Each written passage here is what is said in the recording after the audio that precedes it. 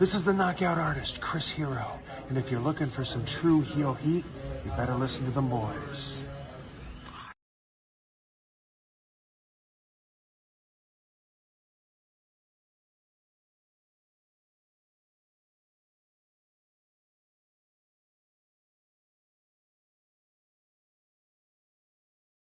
Hello everyone, it's the hardcore legend Mick Foley wishing a nice day to everyone there, right there at Tru Heel Heat. Yeah!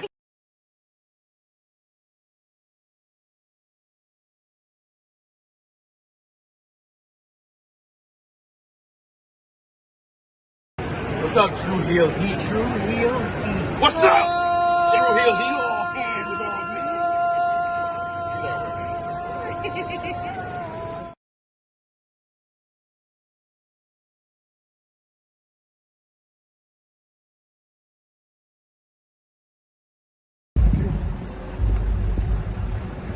Yo, what up? You know what it is. It's your boy AJ Francis reporting to you live from New York City, the birthplace of hip-hop. And I'm telling you that I'm only tuned in with Tru Heel Heat Wrestling.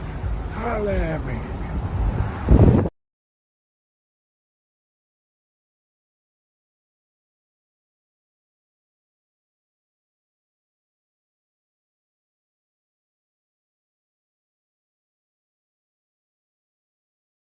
What's going on, everybody? This is your former AEW World Heavyweight Champion. Once a champion, always a champion. Swerve Strickland. Whose house? Swerve's house. You're watching Tru Heel Heat podcast.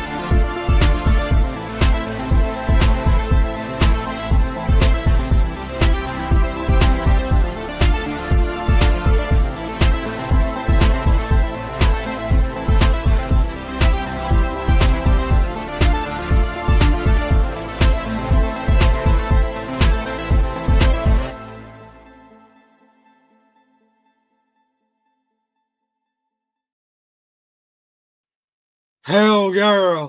Welcome, good morning. It's another edition of the flagship podcast, Tru Heel Heat 316. SP3 couldn't make it today.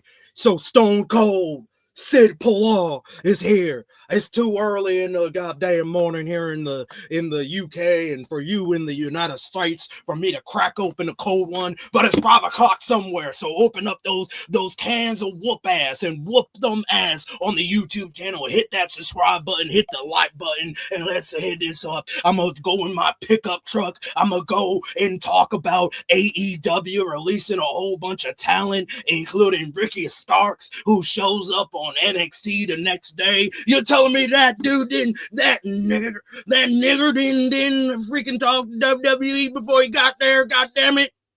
You're telling me that? What? And that's the bottom line, because Tru Heel Heat 316 says so, nigga.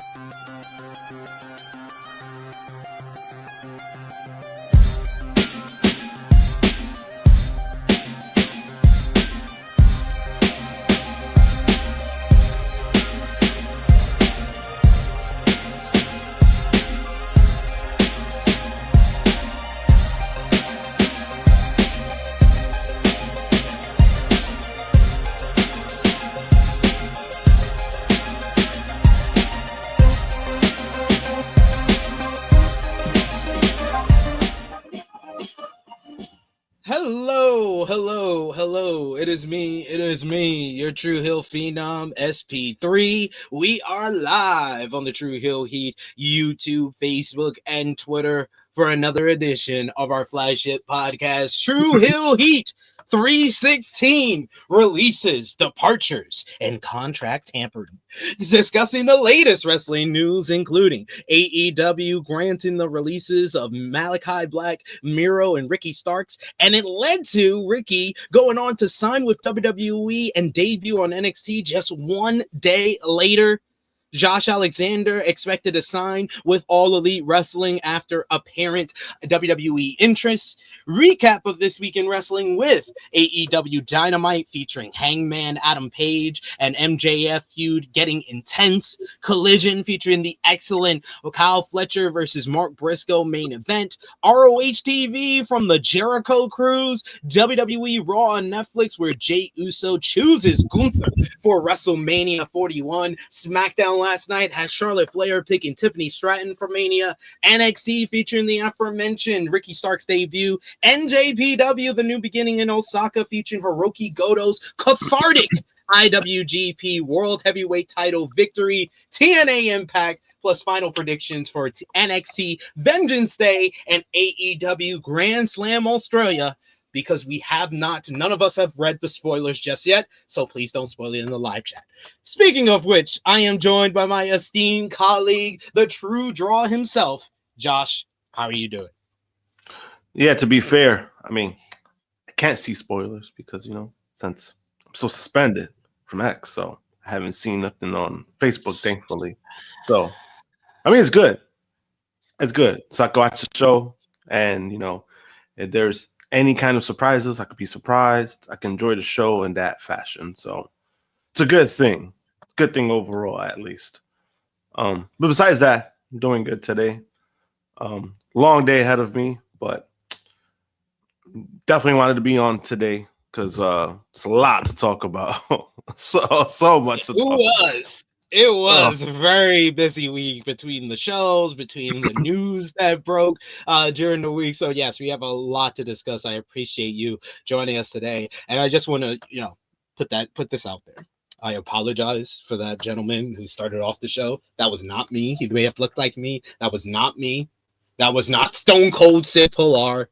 That was Stone Cold Uncle Ruckus. Like that whole diatribe about Ricky Starks being the N-word and stuff, that is not, we don't condone that here on the Tru Heel Heat YouTube channel. So I want to apologize for that gentleman there. So just wanted to put that out there. Well, maybe Sober Guy does, but not me. I don't condone it. Sober Guy does. He definitely does. Uncle Ruckus does too, but But we are not here alone. We are joined by the tribal queen herself, Miss Krssi Love. How are you doing? Morning. I couldn't find the link. I'm sorry. Good morning. How y'all doing today? You need to pin it. Pin it somewhere. No, it was pinned. Like I had it saved the whole time. So then you have to thank God for our producer because he of course answered me back. And was like, no, you have to reload it. I'm like, I don't see that. So I sent him a picture. He was like, it's right there in the left side. I was like, oh, okay. And he helped me. He was like, it happened to him too. So that's not, it's not just me. Yeah, because they only show, when you go on StreamYard, it only shows 3 studios. Three. That happened to me. More. It's like, it's a new format now. So I was like, oh my God, what the hell is this? Like, oh. That happened to me too. See, I'm not seeing one. I had to click on show more, and that's where it popped up. That's exactly. I was like, where? I don't see it. Help me, please. Like, what's happening? But I got it. I'm here. You did miss the opening to the show where there was some rude guy who tried to impersonate Stone Cold and called Ricky Starks the N-word. Like, it was ridiculous. Should have been here for the start of the show. You got people in the chat. They're all talking about it right now. Eric Isaacs in the chat. Thank you for joining us, sir. Saying happy Valentine's Day. He says, THH fam, hope that your Valentine's Day was good. My MVP of this week in wrestling indeed is Dashing One, Chris Bay. Yeah, shout outs to Chris Bay, who posted on social media on his birthday. He is now out of a wheelchair. He is now learning how to walk again. He posted a video of him standing up and walking again. So happy. That's the best news that video was of the from. week. Oh, good for him. Yay. It was a reason why I wasn't here earlier. No, I'm so glad. Yeah, he would have got cursed out. I'm so glad that things are like looking up. As far as like God forbid, like if he doesn't wrestle again, as long as at least he's healthy. He could get back to walking. I think that's way more important. Yeah, that's way more important than anything. So, I'm happy. I'm happy that he seems like he's doing a lot better than he was a few months ago. He's moving better. And I think what they said it was 10 to 25% chance that he would walk again. And you kind of saw him. I was like, yo, he kind of looked like I was like, you sure 25%? Because that's a strong 25% if he's walking again like that. That's pretty good. Pretty good. It is indeed. We appreciate y'all for joining us live. Appreciate y'all if you're watching us on demand. Oh, you gonna give me a picture to show everybody? You gonna come in? Say hi to Krssi and Josh. You want to say hi? Come on. Why are you getting on the floor? She wanted me to show you her picture. She's getting good at drawing. No. This is Talking Tom and his friends, apparently. Is Talking Tom still a thing? Apparently. Yes, she watches it very often. But we appreciate y'all for joining us live. Appreciate y'all if you're watching us on demand. Remember to show your appreciation back the simplest way possible. You could drop the thumbs up on this video. You could share this video with all your wrestling fans, friends, and family on all your favorite social media platforms. If you're new to the Tru Heel Heat YouTube channel, hit that subscribe button, hit the bell to stay notified for all the great content here. We appreciate anyone who's new to the channel as we just hit 21,000 subscribers for the Tru Heel Heat YouTube channel this week. So thank you so much to everyone out there. And of course, if you're with us live, be a part of the podcast, be a part of the conversation by sending a super chat donation. Any dollar amount matters. It goes back to the contributors that you see on screen with us here. And we always appreciate the support. But of course, sound off in the live chat anyway, because we try to highlight as many of your comments as possible as well. But we always appreciate that extra little support that you can give us as well. Belle, this is only my third day back in the UK. So yes, it is early for me. It is still early for me. We also got you haven't adjusted to the time yet? No, I'm still adjusting to the time difference. Like it didn't hit me. It didn't hit me until I saw that awful who fell off battle between LA Knight and The Miz, and I was like, I should not have stayed up for this show. Valavi says, Flash banged me with that N-word drop at the end. We got Call Me Mr. Vonda, who says that intro, laughing emojis. He said, pop me, I wasn't ready. He's like, Vonda said, damn it, SB, made me cough and fart at the same time. I don't know. Those are not fun.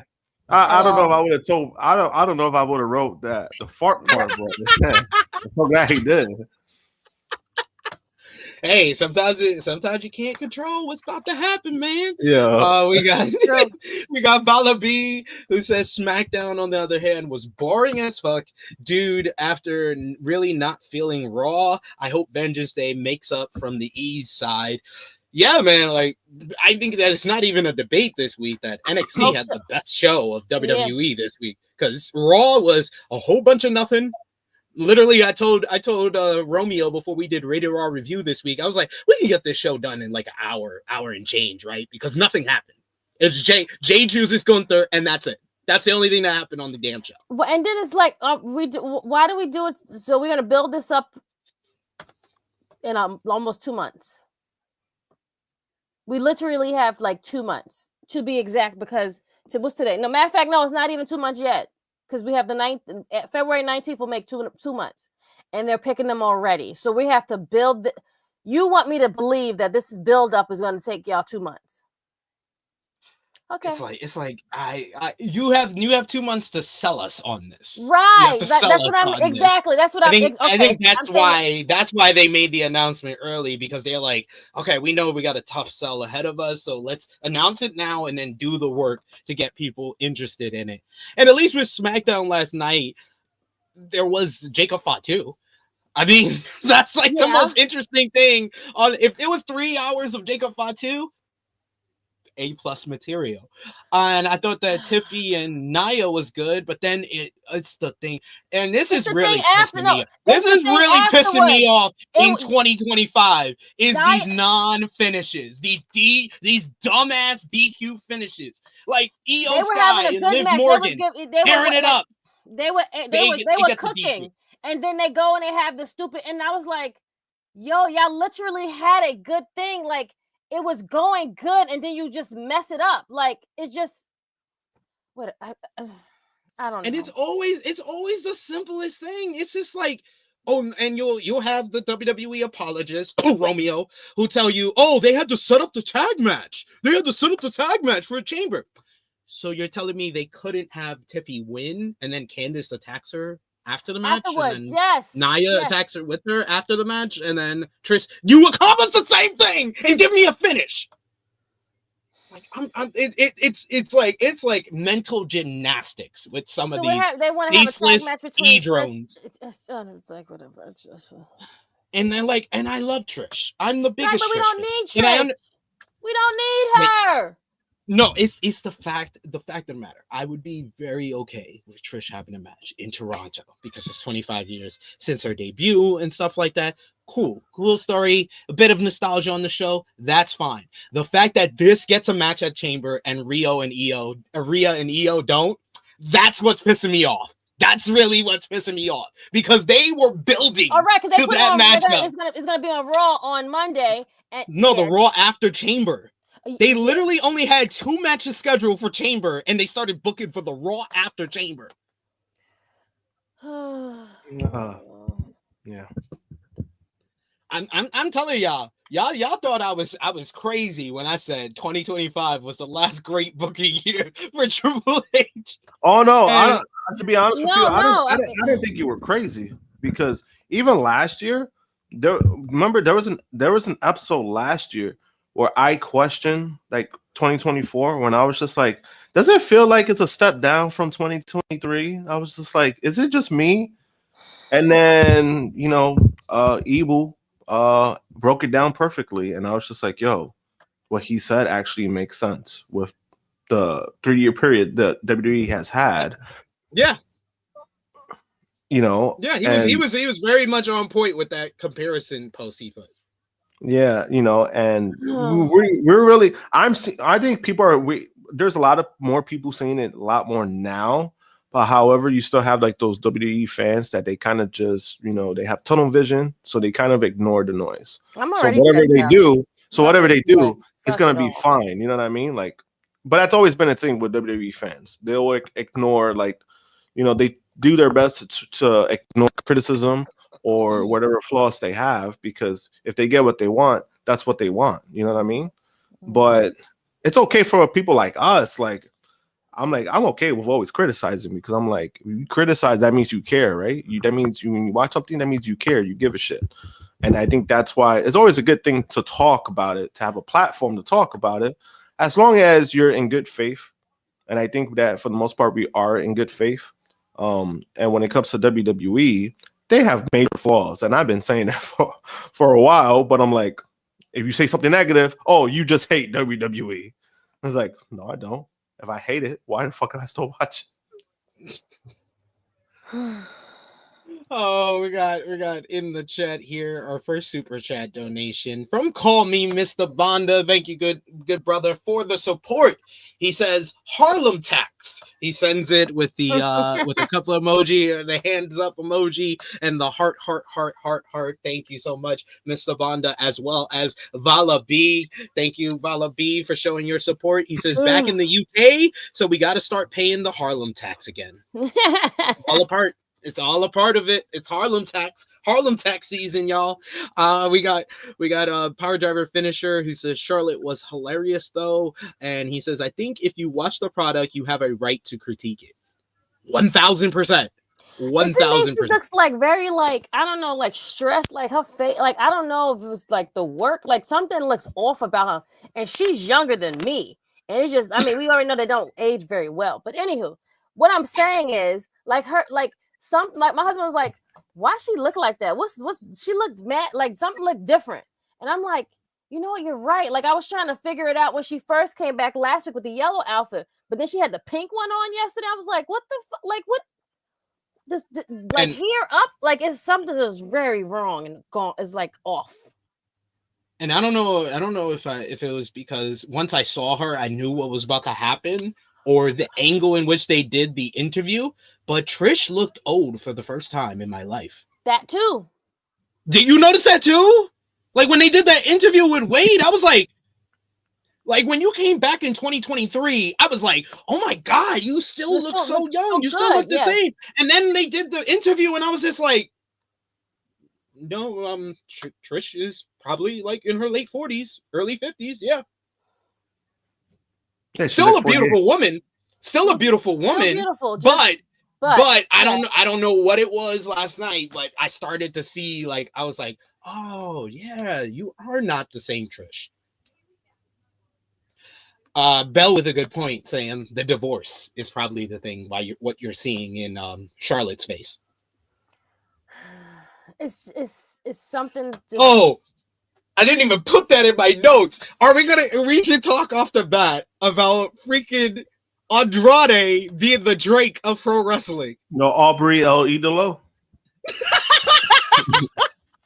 Yo, Aubrey El Idolo out here hiding children. And then posts it on social media in the weirdest post ever. He posted her as a child with like a 5-6-year-old when him and Charlotte were married for 6 years.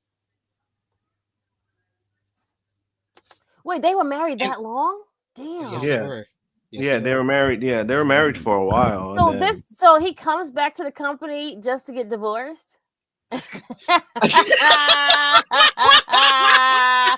Oh, your shit is up, son. You're gonna be going real soon, bro. No, but like people were like crying, and then there was other people who were like, no, we're gonna give them their privacy and stuff. And then Andrade posted the other day him with his kid and like 4 generations of Andrade or whatever, and people in the comments were just like, where the hell did this kid come from? Like you never had a kid before.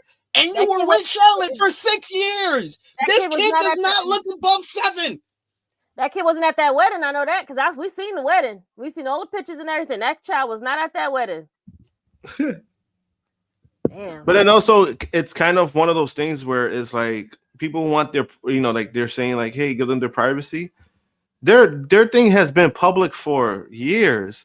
Every time you hear like, oh, that they, that they're splitting up, they're separated, now they're back together. Like we've been hearing it for years. So I think keeping shit private at this point is not gonna happen. Yeah, and they have both spoken about their relationship publicly, and Rick talks about their relationship publicly. So they have a public relationship. We got to stop with that. Oh, let's give them their private. No, they're not us. Let's give SP3 and T their privacy. Let's give Josh and Wendy their privacy. Let's give Krssi and Mr. Love their privacy. But not Andrade and Charlotte Flair, who have blatantly put their relationship in the public eye. Nah, that's not how that works. It's some and that's probably what it is. The divorce, the stress. That's what's probably making her look like. And I've also spoken about like some situations like this. It's unfortunate because on one side it should be private because a lot of the shit is really none of our business, right? And I always stand by that. At the same time, when you purposely, no, I'm not gonna say purposely, but when you in the forefront of giving information out or people finding out, then it's like at that point you can't keep it private. It is what it is. And I mean, but the fact that he put his kid out there, I was like, what the I saw the post. I was like, what the fuck? Yo, Baba B said they broke up so hard that Andrade is focused on being a dad because he ain't focused on anything on WWE. This dude just being random backstage segments with the Miz. Everybody was saying, last week everyone was just like, well, I'll see you soon. I'll see you back soon in AEW, Andrade. But I think he put that bridge. I think he'd burn that bridge with the company. I think so. I think he hasn't come out and said anything publicly, but and he left on good terms. He left on good terms because he did the job to Miro on the way out, and he competed in the Continental Classic. He was one of the few people that beat Bryan Danielson in that Continental Classic. So I don't know. I don't know for sure if the bridge is burnt. I would say that if I would say that I would think I would be on that page if Sammy was in a better position in the company. If he was in a better position in the company, then I would be like, nah, that bridge burned. They care about Sammy. They don't want to bring him back. But Sammy has kind of like fallen down the totem pole so far that I don't think there's like too much damage done for Andrade to go back. Yeah, I can see that. I think that's a thing. You know, man, there's also how TK personally probably feels about him. You know what I mean? Like, you know, I think it's that too. I think that's the bigger factor, obviously. But when I was seeing that, I just kept dying because I was just like, this man, everywhere he goes, he's either talking shit. Something always happens with this man. And it's like, bro, you're too talented in the ring to be known more for this dumb shit that you do outside of the ring than in. Yeah. It's weird. It's weird. I will say that.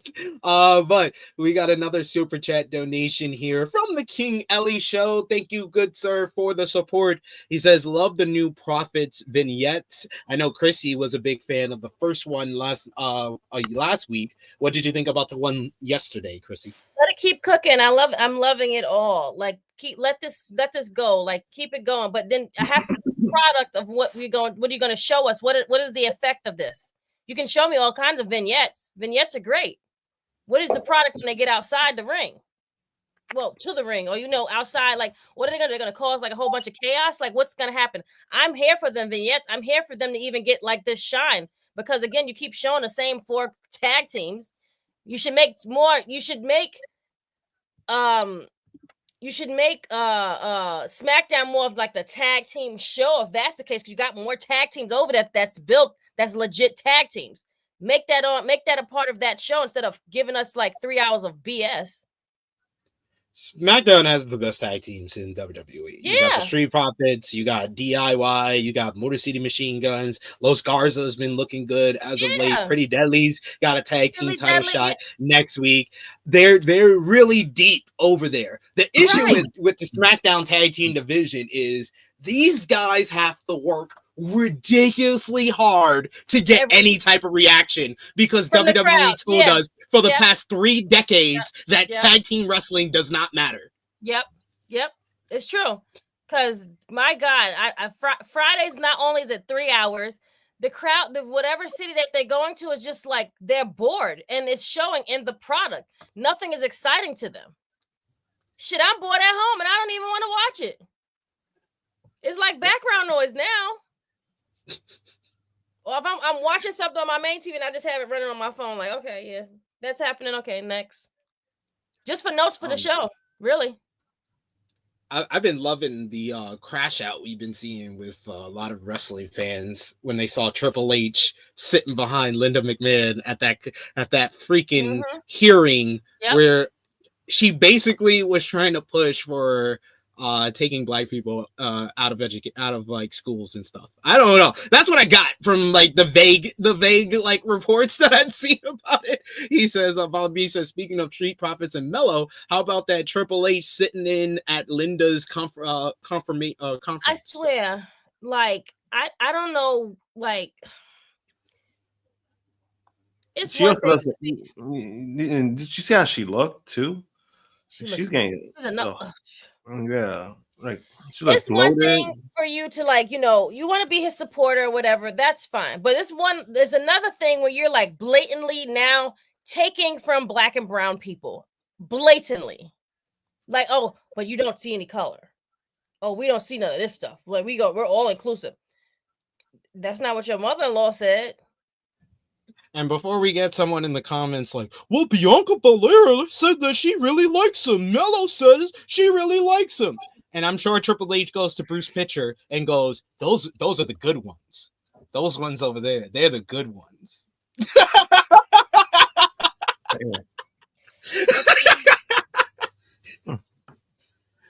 It sounded like Leonardo DiCaprio in the Django. Like, damn. Yep, those are the good ones. Those are gonna be the house niggas. But yes, thank you for joining us today. Uncle Sam over here. Let me get the real Uncle Sam in a minute. But we appreciate y'all. We start off every flagship podcast with our Tru Heel roll call, shouting out those supporting us across social media and our Patreon group page. We got the Tru Heel Trinity over on Facebook, on our Facebook group page. You got Lucky Bowden coming in at number 3, Vegas Bad Boys of Podcasting once again number 2, and once again number 1, Stewie John Palmer. Patreon backers, you got Vala B, who's in the chat, ALW, Negro Buck Nick Jackson, Alex McCarthy, Professor Chris, Trey, Robert, Steve, Ladarius, John, aka Russell Scopes, Dan, Kobe, Dolores, John Martin, DJ Eric, Marcus, James, Alan, and Santo. Thank you so much for supporting us over at patreon.com/Tru Heel Heat. $3 a month. The best way to support us when we are not live here. But let's get into it with what we missed. And we're going to start off with AEW Dynamite from this past week. They did 579,000 viewers on TBS, their lowest viewership of 2025 so far. The first time they did below 600,000 in a few weeks' time. The show featured Hangman Adam Page answering the Max Caster Best Wrestler Alive Open Challenge in a quick victory to kick off the broadcast. Later in the show, Page interrupted a backstage interview with Maxwell Jacob Freeman and got into a heated exchange where Max called out Hangman for being obsessed with him and trying to be someone he is not. This led to MJF going one-on-one with Dustin Rhodes in a very good encounter. MJF getting the win via submission with a crossface and Dustin passing out.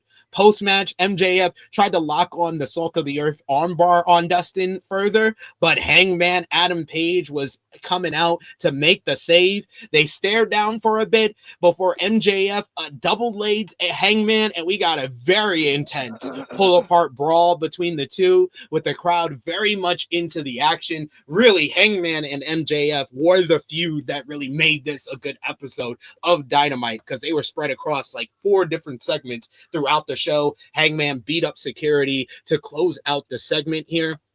On the other end of the spectrum, we have something that's not working, folks. Adam Copeland and Switchblade Jay White initiated a plan where they attacked Jon Moxley and stole the AEW World Title briefcase. That's not where this plan went wrong.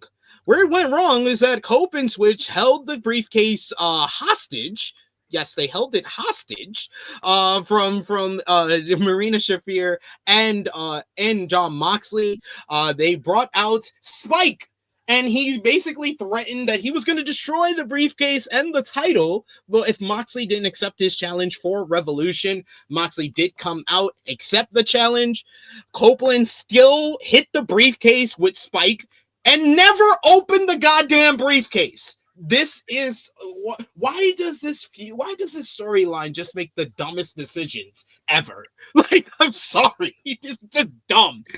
Death Riders came out. Cope and Switchblade beat up all 4 guys on their own because they're really building up that Death Rider stable, and stood tall to close the show. It is official. Cope and Mox at Revolution on March 9th.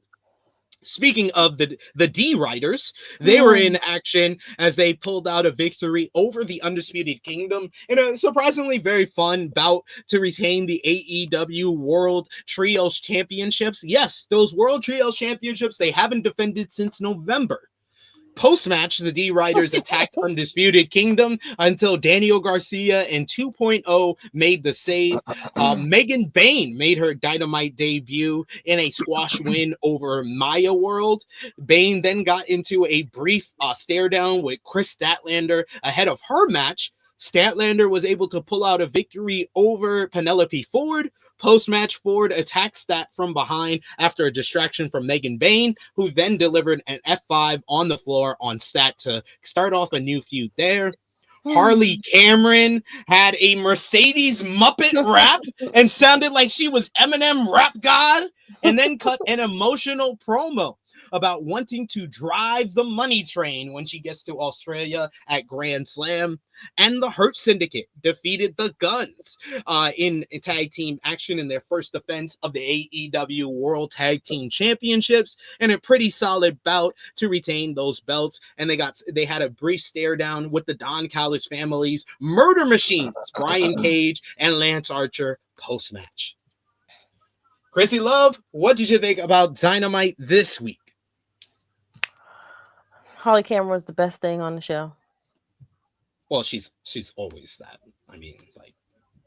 She usually is that. I thought Hangman and MJF was the best thing on the show, but okay, Harley Cameron was the peak of the show. Okay, that's the peak. Okay, fine. You're right.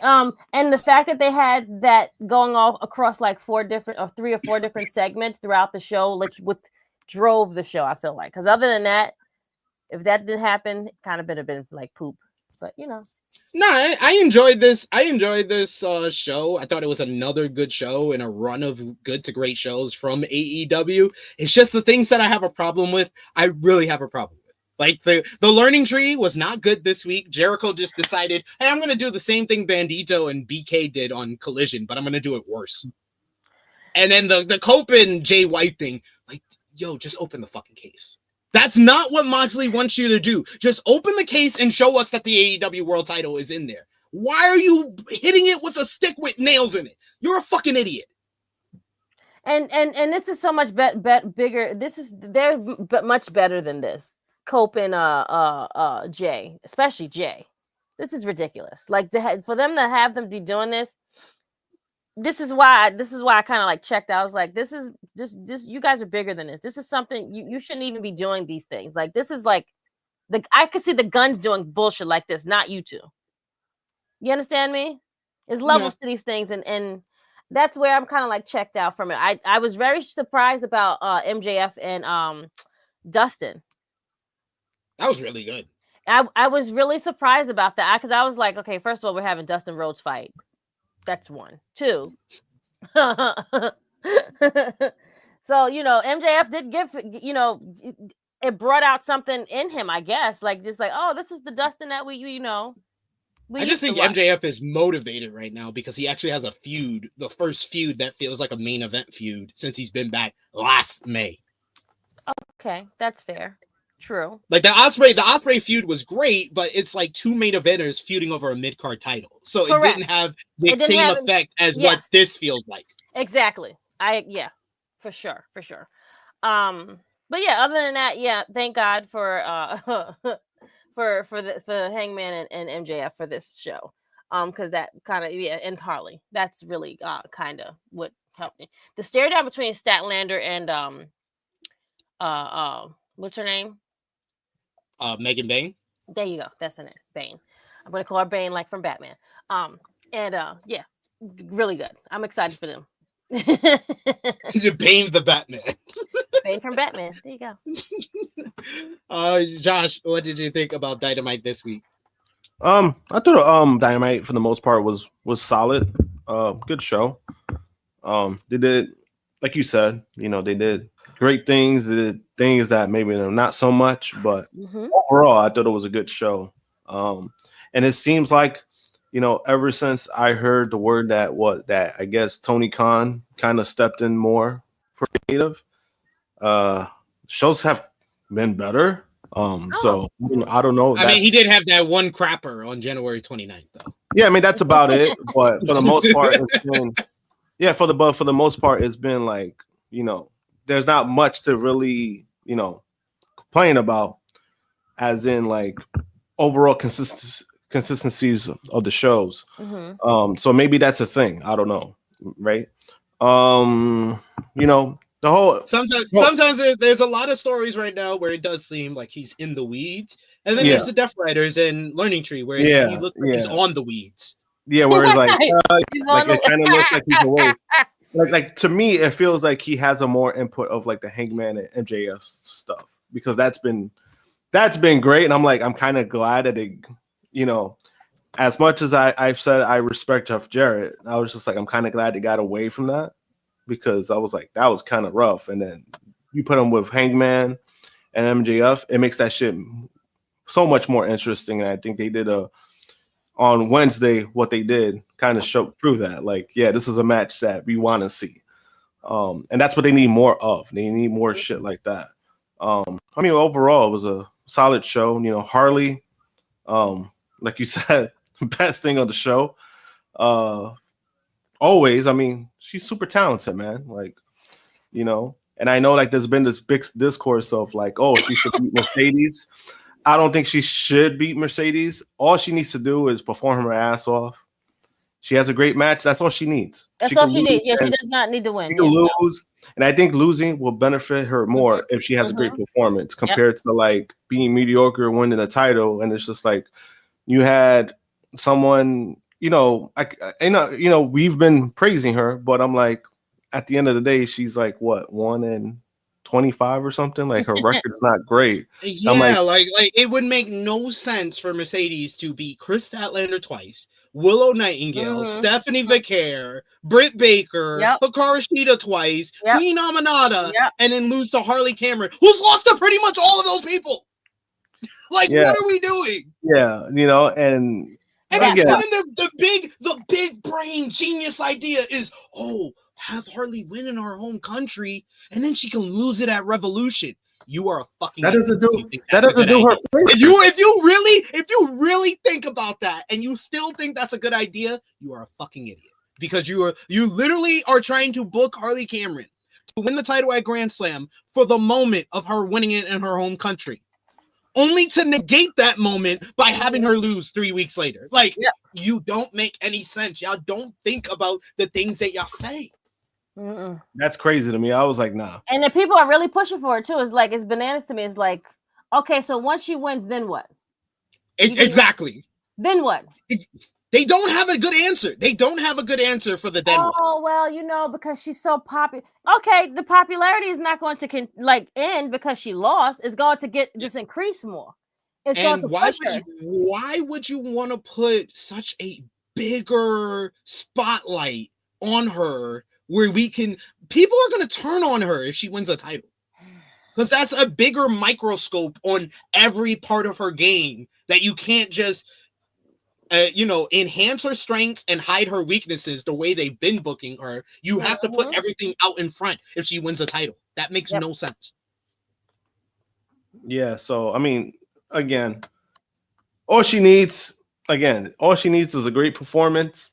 That's it. That's all she needs. She don't need to win the title, and that's all I really want from when it comes to that. But I mean, overall, like I said, Dynamite was a solid show. So let's see what they do with Grand Slam.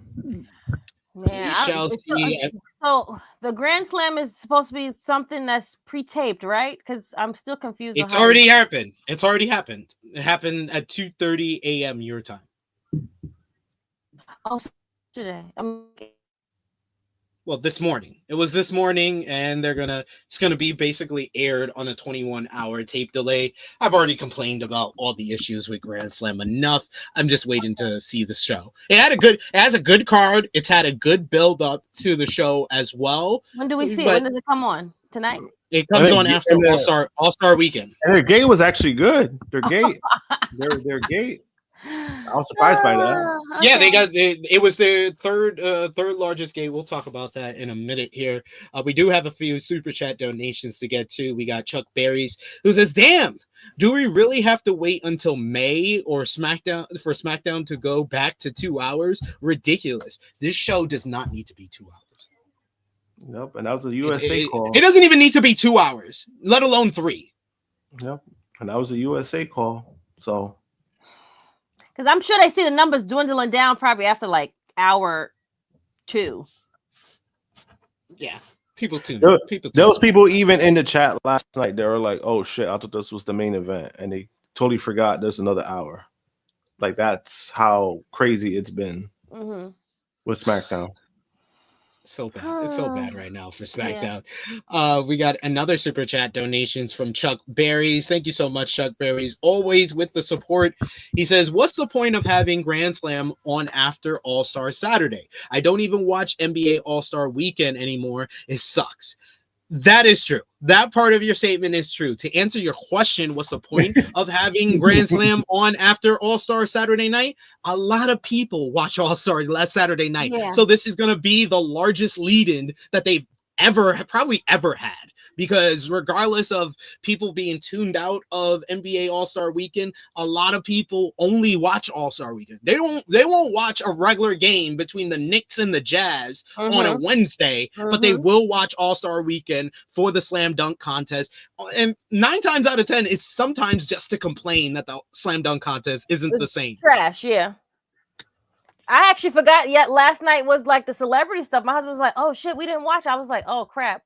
You're right. No. It's a good thing you didn't watch it. It was god awful. Don't even bother with it. Kai Cenat, God bless the kid. I like him. I like the platform he's built, but man, he cannot fucking play ball at all. Like Jesus Christ. How did Drewski do? Did Drewski do good? He was at the same level. The only thing Drewski did better was that he shot a 3 and made it, bragged about it, but the team was down by 21. Oh shit! Damn. So they don't try to get like people that are good at basketball anymore. They used to do that with Celebrity Game. They used to have people that were actually play ball. And then some people actually like invest in like trying to practice. Like once you get selected, they'll hit up another player and be like, "Hey, can you teach me?" Or get a coach. Like that's what used to happen. Yeah, I think too. I also think too, because we are in like an age of like influencers, and I think they do that shit for clips. Like, I think they're bad, terribly on like not on purpose. I think that's legit what it is, right? I think they suck because they suck. This is not what they do. But the reason why it benefits to them is because people are gonna roast them. People are gonna trash on them. So the more views, the more eyes that's on, that's gonna do their numbers great. Like Kai Cenat being trashed, it's not gonna hurt him at all. It's probably gonna help him, and that's crazy. But hey, it's entertaining in that aspect. Like it was bad, but I was like, no, if you're looking for like an actual game, you're not gonna get it. You're not gonna get it with this one. That's all I'm saying. That's not it. That's not what we're looking for. But yes, thank you guys for the super chat donations there. We got a couple of more comments here. A bunch of people saying that Drewski was trash. Tawan Mac letting us know that Bailey only got 1 shot up. Damn ball hogs. Damn shit. Oh, and for the game, 3-point for the 3 at the 3-point line. Combined, they went 2 for 40. What? Wow. Oh my god. We got Vala B who says he says nope, Grand Slam would most likely start after Vengeance Day. Way after. Grand Slam's probably going to start at like 10:30, 11. 10:30 is being like hopeful that it's earlier, but it's most likely 11. The slam dunk and 3-point and all that Saturday night stuff, they drag that shit out. Yeah, that should be over like 11 almost like 11. That's why it kind of benefits me. Yeah, it kind of benefits me since I'm seeing Captain America later. And benefits me because my show's at 7. So imagine if I get out, I'm like, hey, you still got time to get home on time to watch Grand Slam. There you go. Works out for you. I might be asleep, so I don't know. I'll let y'all know. Yeah, I'm not watching Grand Slam live. Not out here. Nope, not doing it. I watched Vengeance Day because Vengeance Day actually. That's what I was saying with Vengeance Day is tomorrow, right? No, Vengeance Day is today, but it starts at 6 p.m. Eastern. So that's that's probably going to end at like 9:30, the latest. Like that's reasonable. Shame on these people to do this on an All-Star weekend. Disrespectful. Y'all didn't do that last weekend. Bullshit. Oh, not me. I got kids, bro. I got kids. My kids will wake my ass up after like 1 hour of sleep if I try to watch that Grand Slam show. Kid will wake me up at like 7 out here. That shit ain't ending until like 6 a.m. for us in the UK. Like, what you talking about? Oh no, no. Yeah, I'm good. I'm good on that. Eddie James says, what time does Vengeance Day start? Like I said, 6 p.m. Eastern, 11 p.m. out here in the UK. But without further ado, we got to talk about the real main topic of this week on in pro wrestling in general and here on the flagship podcast. And that's AEW coming to the decision to release some talent that they've been needing to release for months now. It seems that Malakai Black is officially gone from AEW as he's been removed from the roster page as of February 10th. Black was on the roster as of February 3rd, but was not on February 10th. He had been slotted between Luther and Mark Briscoe. It was reported last month that WWE is interested in bringing Black back to the company. Then PW Insider confirmed that Malakai Black is officially a free agent and his deal with AEW expired on February 9th. Later on February 10th, Ricky Starks was removed from the AEW roster page on its website. This is usually an indication that a star is no longer with the promotion. Fightful Sean Ross Sapp confirmed that Starks is gone from All Elite Wrestling, and he reportedly requested his release previously, like we discussed a couple of weeks back, which was denied by Tony Khan. Starks has been absent from AEW programming since March 2024, expressing confusion about his lack of use by the promotion. Ricky Starks' AEW status was then confirmed by Fightful Sean Ross Sapp and PW Insider, confirming his departure from the promotion. Despite nearly a year-long absence from AEW TV, Starks remained under contract, with Tony Khan reportedly denying his previous release request. This forced Starks to fulfill his contractual obligations, during which he worked independent dates, including Glory Pro Wrestling and House of Glory, but was pulled from GCW appearances along the way. WWE interest had been reported, and many anticipate a move there once his AEW deal expired, and Starks has not yet to comment publicly on the situation. And then just one day later, Ricky Starks shows up on WWE NXT and makes his debut out of nowhere. So, like, yeah. Contract tampering much? Finally, Miro. Miro was removed from the AEW roster page on its website. PWInsider.com reports that they were told that Miro and AEW mutually agreed on his exit from the promotion. Before February 10th, Miro reportedly requested his release back in September last year after being absent since World's End 2023. It's unclear whether he has interest from WWE. Fightful Select had some additional details on the three and reports that, according to sources, all three are not under non-compete clauses and making them free agents who can sign wherever they wish immediately. Black has been expected to leave All Elite Wrestling since December and has not been on TV.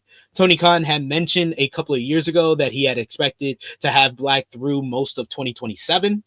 Miro hasn't competed in AEW since December of 2023 when he defeated Andrade El Idolo at AEW World's End, which ironically enough is both Miro and Andrade's final match in AEW now. What? He has been cleared to compete for some time, but asked for his release back in September.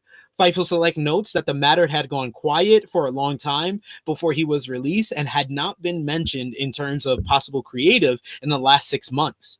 Nearly everyone in AEW that the outlet spoke to had expected not to see him back in the company. His contract extension that he signed in early 2022 could have kept him there until at least the early portion of 2026. Starks, on the other hand, had also asked to be let go in late 2023, asking the company not to pick up his option that was coming up last spring. However, AEW did just that, pick up his option, and then didn't use him for the duration of the whole time that they extended his contract. His contract would have concluded in a few months' time. So, what do y'all think about AEW finally coming to the decision way too late, but better late than never, I guess, on Malakai Black, Miro, and Ricky Starks? What did you think, Krssi? Better late than never. I mean, I'm happy. I was really happy to see Ricky Starks. You've seen me like hit the chat as soon as I seen it. I was like, wait, is that who I think that is? I was like, oh shit, Ricky. And because no one, and I'm happy it was a big secret, because again, it was a good secret, and he needs to be there. I wish we would have saw. Wasn't a good secret, because I saw a lot of people complaining about the fact that they didn't use his name, and that's because they did it so fast. They did it just the next day after. They didn't even have him sign a deal. That's why they didn't say his name. So was it perfect? I don't know. Okay, fair, fine, true, all of the above. All of the above. Great. Malakai, which is now Alistair, I'm sure going to be Alistair now. I'm happy that he's back with his wife. I'm sure Zelina is very happy. He's going to probably be on SmackDown. Damn it. Terrible. I mean, SmackDown in a few months should be going back to decent, I guess. But okay, for him to feud with The Miz or like, who can he feud over there with? That's my thing.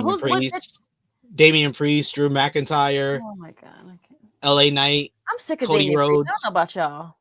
I'm actually very bored of it. I'm sorry. I'll be honest with you. Like, coming out of the Judgment Day breakup at SummerSlam, and like the crowd reactions he was getting after, I was like, yo, Damian Priest could legitimately be like a strong upper mid card to fringe main event guy on the babyface side.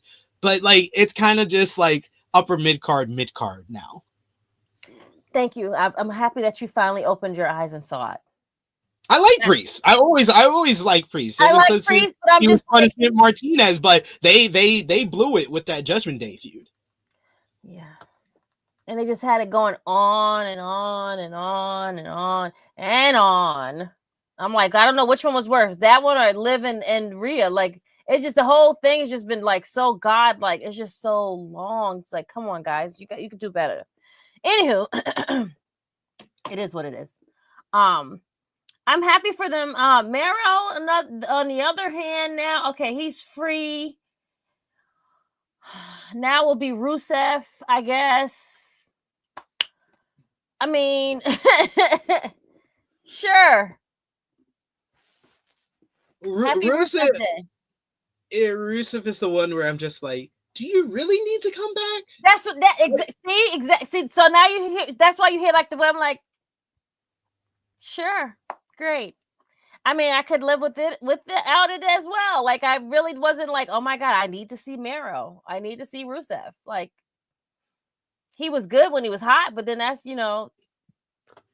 really it. The bell rang and it was over. And I'm glad you brought up Damian Priest, because not a lot is talked about with the people that Triple H blew, like the people that he got ridiculously over, and then he just didn't capitalize on him. Damian Priest, Chad Gable, like there's a lot of people. Drew we got the news. I didn't even put it in the notes. The news this week that Drew McIntyre, the fan reaction to the idea of him versus Damian Priest, has caused WWE to rethink and reevaluate his plans for WrestleMania. No shit! He's your best heel, your best on the mic, and you're giving him a nothing matchup with the guy he faced 6 months ago? Yep.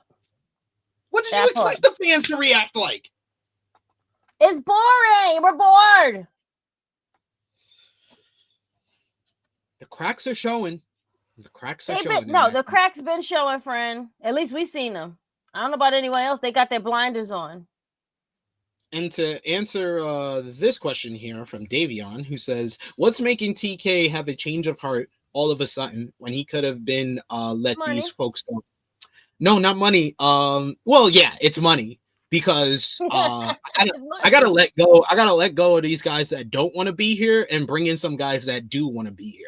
Yeah, because we got a big name. We see it in if you see the YouTube, we have it in the headline here of Josh Alexander. There was a rumor back in November of Speedball Mike Bailey, and now most recently Jeff Cobb after the New Beginning in Osaka. kind of teased that he might be leaving New Japan, and that's caused a lot of fans to speculate about Jeff Cobb coming to AEW. If you're bringing in Cobb, Josh Alexander, and Speedball Mike Bailey, why the fuck do you need guys that you're not going to use and don't want to be here? That part. And you also get 3 great workers, and that's what they like in AEW. They like workers. Sure. You're gonna work hard. You might not get much TV time, but if you work hard, we're gonna pay you. No, you work hard. You can either be great wrestler number 47 on this roster, or you figure out something. You're like Ricochet, who figures out a character that kind of drives forward outside of that. But true though. It's very true. We got here another super chat donation. You guys are helping us out today. We appreciate that. Chuck Berries, especially. Thank you so much, Chuck Berries. He says, you get a release, you get a release, and you get a release. Oh, and before you go, could you please sign this NDA for me on the way out? LOL. Wonder if Ray and Britt is next. I don't think Britt is next. I don't think Britt. Yeah, I don't think Britt. I think Britt stays put just because of the stuff that I've been hearing. I think she stays put. Ray, that's a situation where I think Ray just needs to shut the fuck up for a while, and then probably he'll get his release sooner. And that's where I stand on that. I'm also not believing that my exact response to someone who told me, "Oh, why wasn't Ray Phoenix a part of these releases?" My exact response was, "Shouldn't be talking shit." Yep. It's true. It's true. He made such so but that's what we've been saying that for a minute. Like, he made a situation worse that to the point that again, I don't feel bad for the guy. It's gotten to a point where it's it's gotten to a point where I really don't feel bad for the guy. But at the same time, I'm like, he's gonna end up in WWE this year anyway. I was like, you just gotta shut the fuck up, stay put, stop posting dumb shit, because it's like where I have a problem with that. It's more so that Ray was like, he told everybody, don't create negativity, but then it's like, bro, you just did the exact opposite of what you told fans not to do when you got caught. When you got caught tampering, like what the fuck? Like he made it worse. And then he even amplified it when that fool, what's his name, the one that we talked about yesterday, that fake journalist, when he made that report and then Ray basically co-signed on it months ago. It's like, yo, you're just making shit worse, bro, and this is why you're being treated the way that you're being treated. I don't feel bad. And it's like, it's unfortunate because I do like Ray Phoenix, but I'm like, at the same time, you got to be a fucking grown up and realize the shit that you fucked up with, you got to own up to it. Stop playing a fucking victim. Just shut the fuck up, and you'll probably be in WWE soon. Just lay low. Get out. Yep. Even though it's gotten to a point, because the way they've been using Penta, it's kind of like, do they really need Ray Phoenix right now too? No. I mean, that's unfortunate.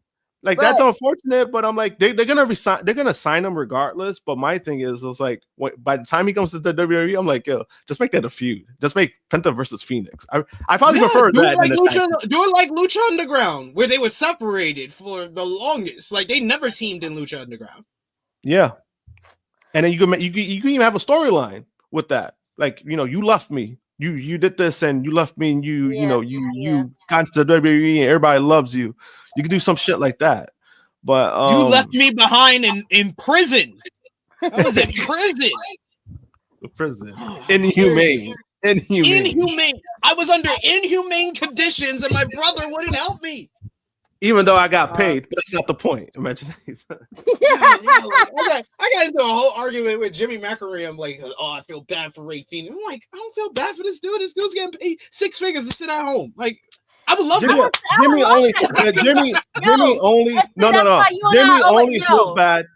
only feels bad because it's CK that's doing it. If it was the other way around, he would be. If this was Triple H doing it, he'll be all on board. So and that's why I'm not even buying that. I'm not buying his thing. Oh, I feel bad. I'm not buying that shit, because I was like, bro, if the shoe was the other foot, you would not be saying that. But besides that, regards to like the releases, right? Like you said, it's better late than never. Yeah, it's better late than never. But Malakai, he wasn't resigning, so they just let his contract expired. So, when it comes to that, at least Malakai did his end. Like he Malakai's leaving on good terms. Yeah, unlike the other two that got released. Unlike the other two, but what's crazy? So like for Ricky Starks, right? For a while we were just like, what's going on? We don't know like why TK is treating Ricky Starks like this, right? And for me, I was kind of in the same boat, even though I saw blatantly that AEW talent snitched on him on the reason kind of why. But then like when that report came out yesterday, I was like, damn, like honestly, my mindset has kind of changed on Ricky when it comes to that. And it was just like, it kind of makes sense why he wasn't used. Yeah, and to tell that part of the report, it was Wrestling Observer newsletter Dave Meltzer.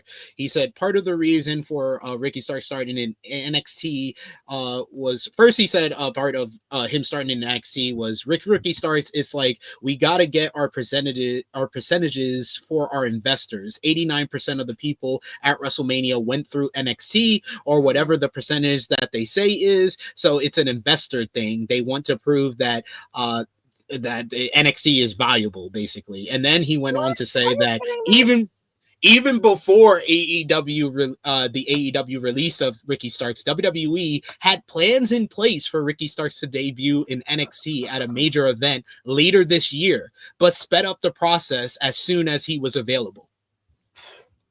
Okay, so he's gonna beat over Femi and be the champ.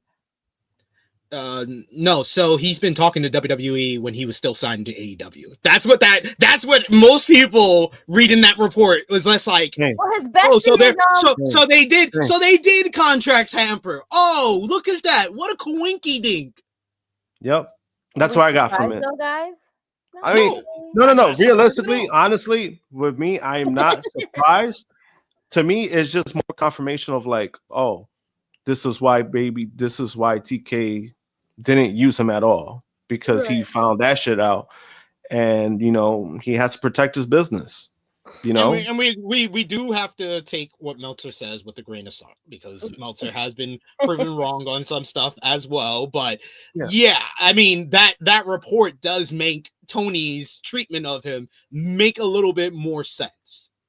Yeah, and it kind of does. Yeah, I said it in the chat last night, Krssi. If you and Josh are talking to Wrestle Purists and not telling me, and y'all planning on going to Wrestle Purists at the end of the year without telling me, I'm gonna feel a certain way. Yeah, it's true. And as a boss, you have every right to feel that way, because it's kind of like, if you're treating somebody good, right? You give them a contract, you give them what they want, right? Mm-hmm. And then you hear some shit like that. Like you hear one of your employees is trying to go to another company while you have them signed, of course you're going to feel some type of way about that. And I think it's a lot different with like, say, like if with WWE, like, I don't know if WWE's talent has done that recently. Like, hey, let me talk to AEW. I don't think that's the case.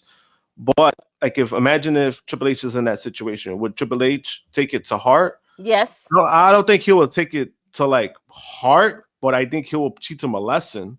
More so to like TK, I think he takes it more personal, because these are things that they they're in an uphill battle, right? They're like a competition with WWE, so you're trying to keep as much talent as possible.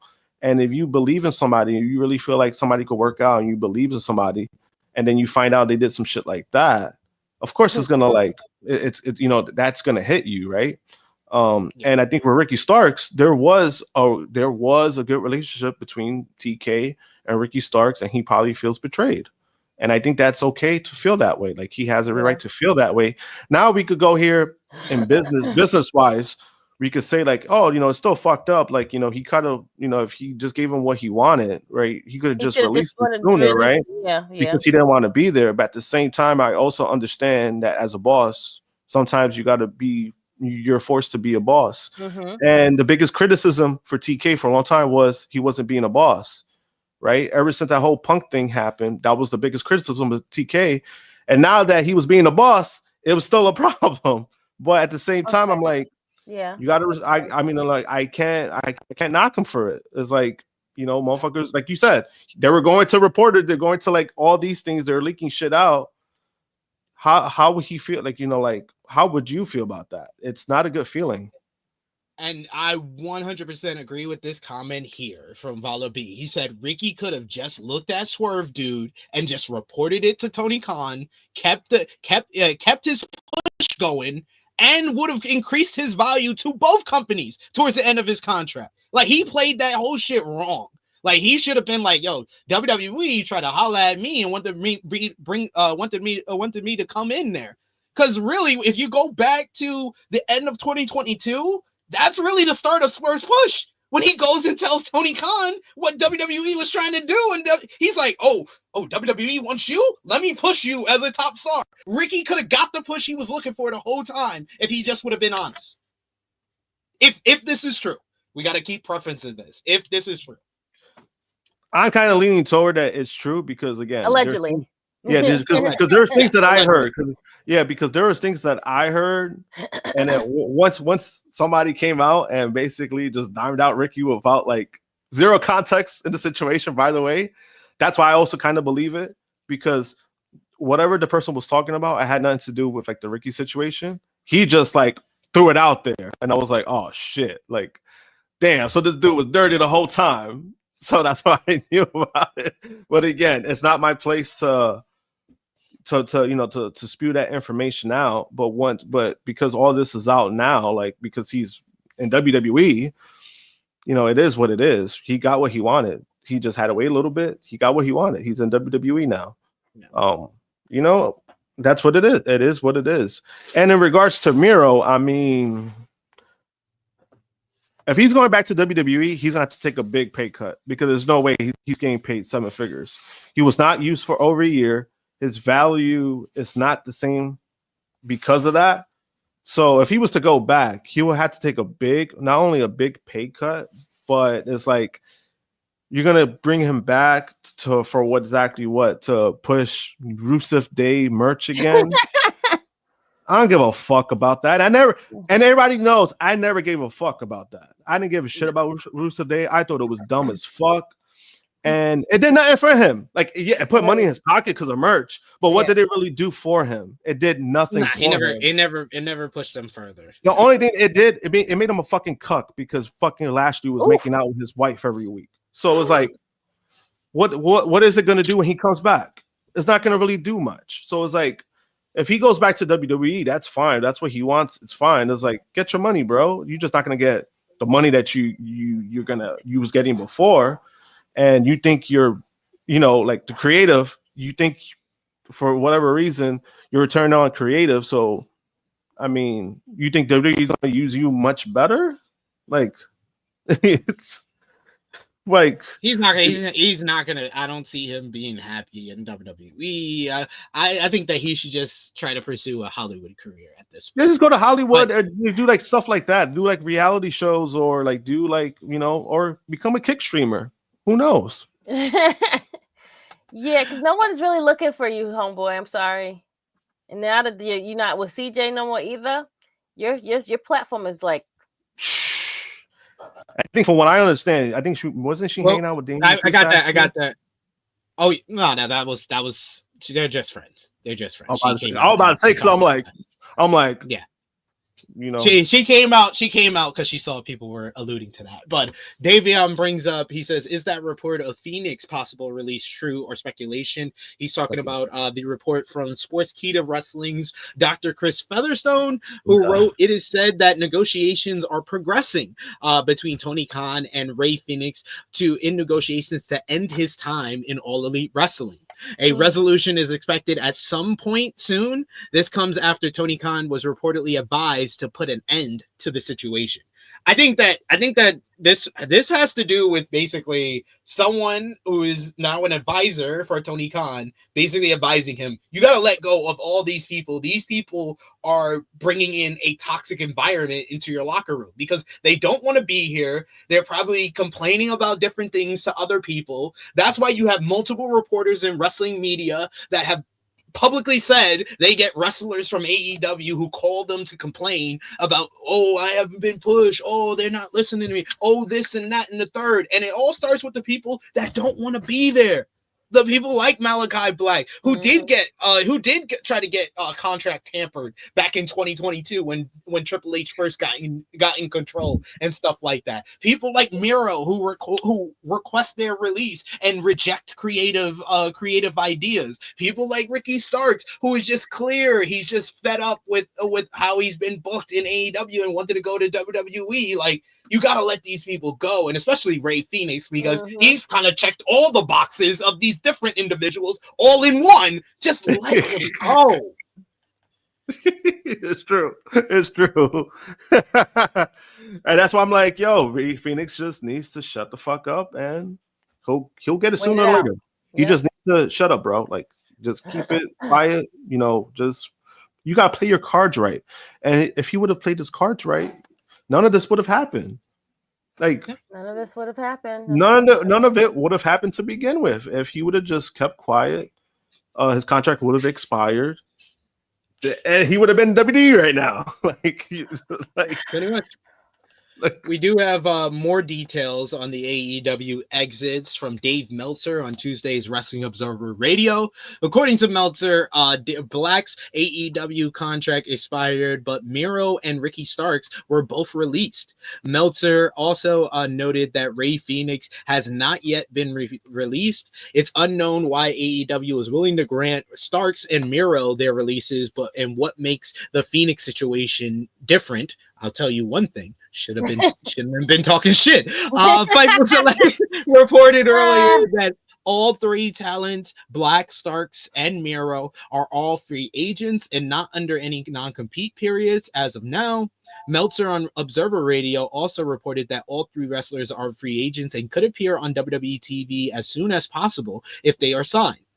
Meltzer then stated that Miro and AEW had creative differences, stating that Miro never wanted to lose, so he wasn't used on television as a result. Meltzer said he is, quote unquote, certain of his belief that Starks and Black will be WWE bound, and said he expects Miro to return to WWE later on.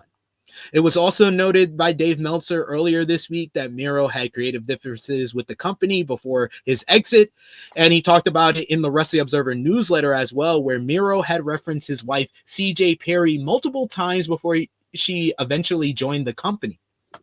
At one point before that, WWE contacted Perry in early 2022 to return, but both Perry and Miro believed, thanks to a mentor, that they were better off working together.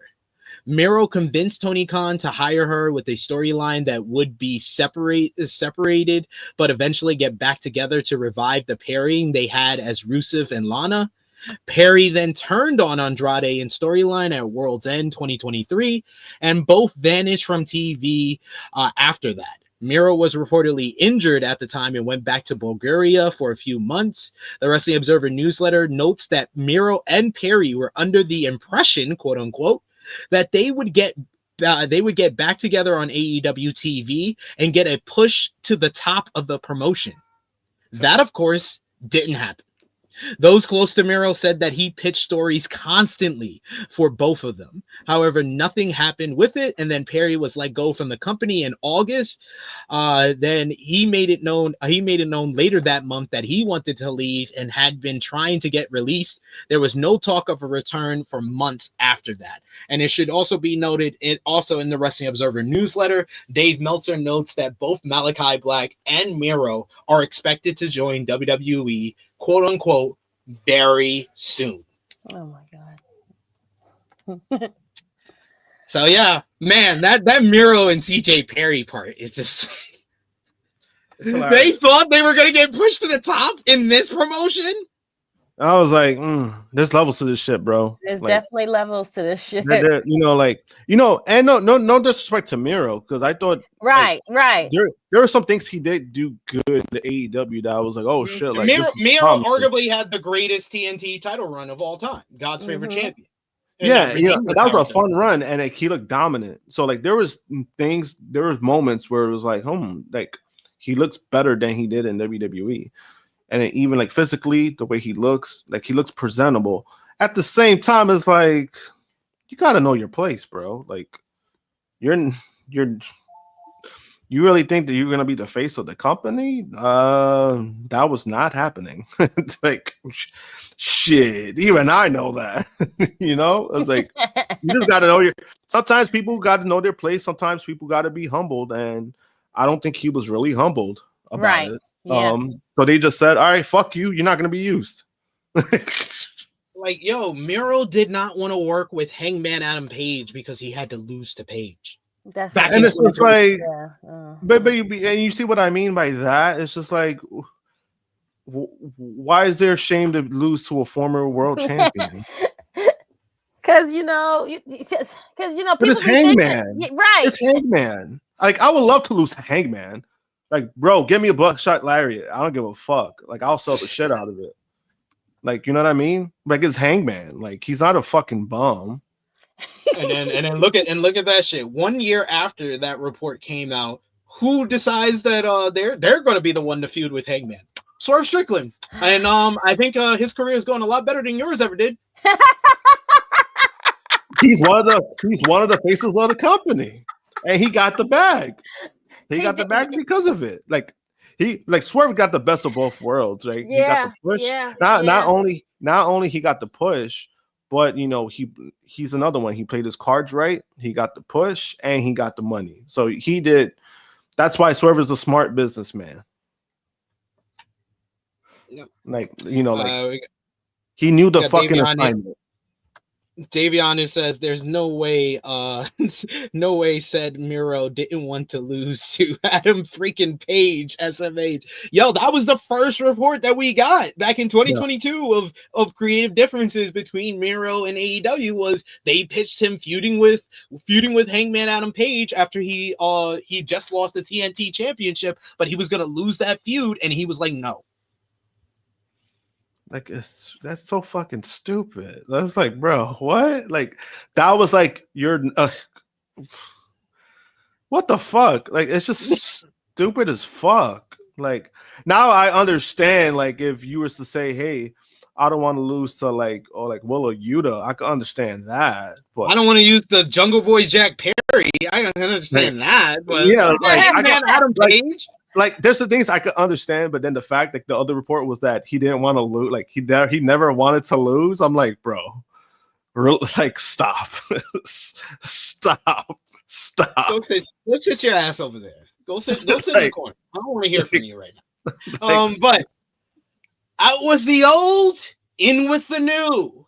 Josh Alexander is expected to sign with All Elite Wrestling following his TNA exit, according to a new report. As noted, Alexander's contract with TNA expired on Saturday, and he has reportedly, and this was the big sign to me and Josh and everyone else in the know, he has reportedly had Barry Bloom representing him in contract talks. And why should Barry Bloom be an indication that he was going to go to AEW? Well, let's just see. Who does Barry Bloom represent? Kazuchika Okada, Will Ospreay, all the members of the Elite, the Young Bucks, Kenny Omega, and Hangman Adam Page. Oh, what do they all have in common? Oh, they all signed with AEW. Oh, who else is on his client list? Oh, Switchblade Jay White. Oh, that's funny. And who is his first client? Chris Jericho. Yeah. Okay. All right. I mean, Barry Bloom has represented people that have re-signed with WWE, like AJ Styles, but the clientele in the last 2-3 years that have signed with AEW and had Barry Bloom attached to it, it's a ridiculous amount. Fightful Select reports that sources in AEW near Alexander, as well as in the wrestling industry as a whole, have indicated that Alexander is expected to sign with AEW if he hasn't already. The site goes on to note that WWE sources confirmed he hasn't signed there. There is no word on whether the deal has been officially signed yet, but it is expected as of yesterday afternoon. So my question to you first, Josh, do you think that this is the right decision for Josh Alexander, or do you think he would be better off in WWE? I think it is the right decision. One, again, great worker, and this kind of makes up for the lost talent that you lost, right? Yeah. You know, with Josh Alexander, you know, he's an incredible performer. The only thing you could say that's maybe you could work on is maybe character wise, right? Something like a character or whatever the case may be. I did like some of his heel stuff, like when he turned heel. I did like that. And then also we kind of seen in AEW that there's people who've gone in there with no characters and they kind of revamp themselves. Mm-hmm. So this could be a great thing. Like, you know, this could be another trend because we've seen it with Roderick Strong, right? Roderick Strong had that little period where it was like, oh shit, this guy's he's not a vanilla midget. Who told us that? Then you have the biggest one, Timeless Tony Storm. Like that, even her first initial few months in AEW, people were complaining that she didn't have a personality and that her promos were boring. And then she turned that shit around. Yep. And then recently Ricochet. Yep. So this could be like, so like, you know, it's like, so like this could be a good thing when it comes to him, but also again, right? Wrestling top notch. And, you know, I would love to see Alexander versus Will Ospreay again. Give me that.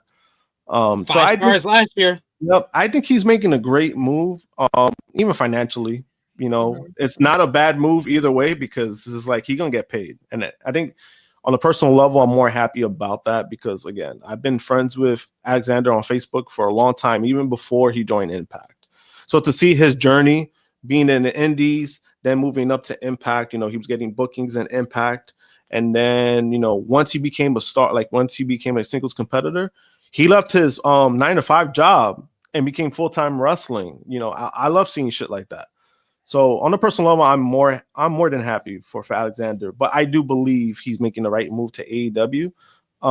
Because if he goes to WWE, it's not necessarily a bad move, but then at most he's gonna be in NXT, and then it's like, you know, you already have Starks there, you know, but I just don't see the appeal of him being in NXT where you're gonna have a feud with Ethan Page, like his former partner. I don't give a shit about that. Ethan Page is not a good wrestler, so I don't want to see that shit. Damn, Josh.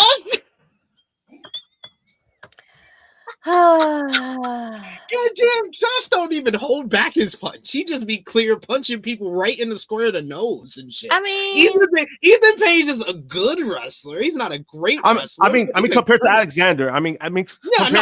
Alexander. That's what I mean. More. Yeah, he was always the stronger of the two competitors. That's more what I've meant. That's more what I've meant. Because Ethan Page, I mean, his strongest suit is not his wrestling. He's solid. He's gonna get you there, but he's not what Alexander is. Mm-hmm. You know, and that's why for me it's like I don't want to see that feud, and I really don't need to because you know they tried to ramp and then they split up, and you know. Ethan Page complained about that. He didn't like how his exit went with Impact. I don't need to see that shit. Like, give me some of those fucking big matches, man. Like, give me like I said, give me Ospreay versus Alexander. If Danielson wants to come back, that's a great fucking match right there. Alexander versus Danielson. Like, you know, give us the match that TNA never gave us. Kenny Omega versus Josh Alexander. Exactly. Yep. And that's what I'm saying. Like, he has better matchups with AEW, and his wrestling is his strongest suit. So you go with that. But then you know, again, I just think that he's gonna but even if like in his current wrestling machine style character, I think that would kind of stand out if he's doing it like the heel version, because we have wrestling machines in AEW, like a Brian Cage, but he's a jobber to the stars, a best belt machine in Kenny Omega, where he's like a top baby face, and Will Ospreay is pretty much a wrestling machine. They're both top baby faces. If you have Alexander come in and he's the heel and he's a little bit more ruthless about it, a little bit more gritty about it, I think that would be different to work with those guys. Yeah, and I think like again, like that would be perfect. Like that's why I'm like, I think that being in AEW would benefit him a lot more at this point. And I could be wrong. Hey, things happen, right? Sometimes I go by what the person suits, like what his skill set suits him best. Somebody like Ricky Starks going to NXT makes sense because he's a talker. He's a good in-ring performer. They kind of need that right now to an NXT. They kind of need desperately. I had a whole debate with Jeremy Lambert on Tuesday before NXT where he was arguing that Ricky Starks should go to the main roster. And then I had to argue with people on social media who were like, "Oh, Penta went to the main roster. Why can't Ricky?" Well, that's different. That's kind of different. Yeah. You know what my ass did? Because y'all know me. I got a bunch of knowledge. And I was like, well, I mean, Penta was kind of a top star in Mexico, top star for AAA, former AAA mega champion, former AAA tag team champion. Then he went to America, went to Lucha Underground, became the top star there, became Lucha Underground world champion twice, was the main star, the main focus of that for over 4 years. Then he went from there to TNA and won the TNA world championship in his second matchup, then was a stalwart of the tag team division with Phoenix, won the tag team titles multiple times. Then from there, he was one of the day one signees at All Elite Wrestling, wins the AEW World Tag Team Championships, was part of one of the greatest feuds ever with the Young Bucks, was always a future guy who would be like a jobber to the star, but would be consistently used. And now he comes to WWE after a few months away from AEW and all this, all this stuff with the reports about the real life stuff. So yeah, they put him on the main roster. You know what? What's the difference between Ricky Starks and Penta? He doesn't have Penta's resume.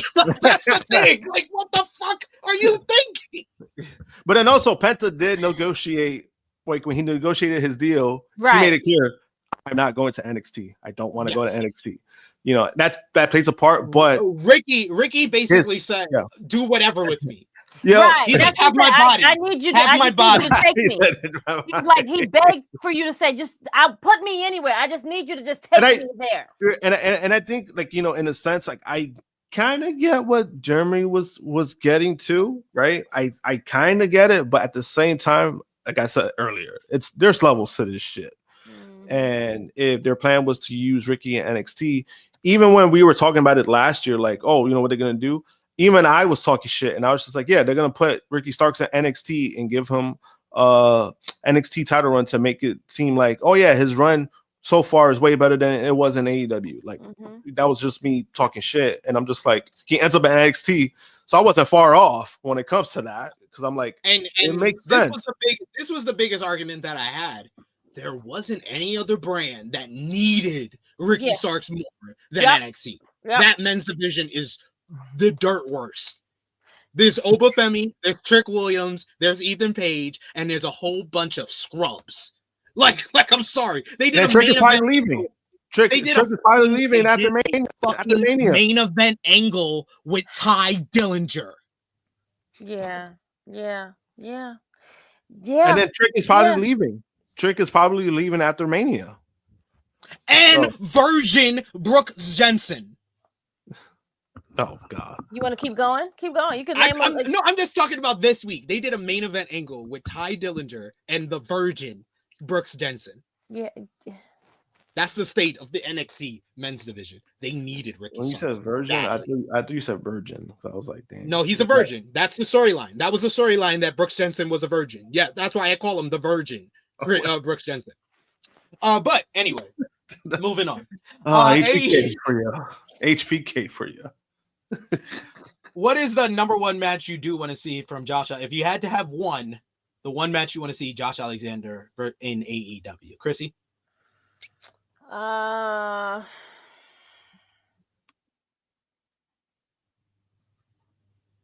Just think, first name that comes to mind. Don't think about it too hard. Jay White. That's a good one. I'm going with Kenny Omega. Do what Impact didn't do. Okay. Josh? If like I said before, for me, once Danielson comes back, that's a match I would love to see. I would love to see Kenny Omega. I would love to see Kenny Omega and Alexander, because they could, like you said, they could do something that Impact didn't do. So on the other end of the spectrum, and you guys can do the same thing. Let us know the what match you want to see with Josh Alexander in AEW, but let's also do that with our 3 departures who are possibly going back to WWE, and one's already in WWE. We'll start with the one who's already in WWE, Ricky Starks. Krssi, the one match you want to see Ricky Starks in WWE.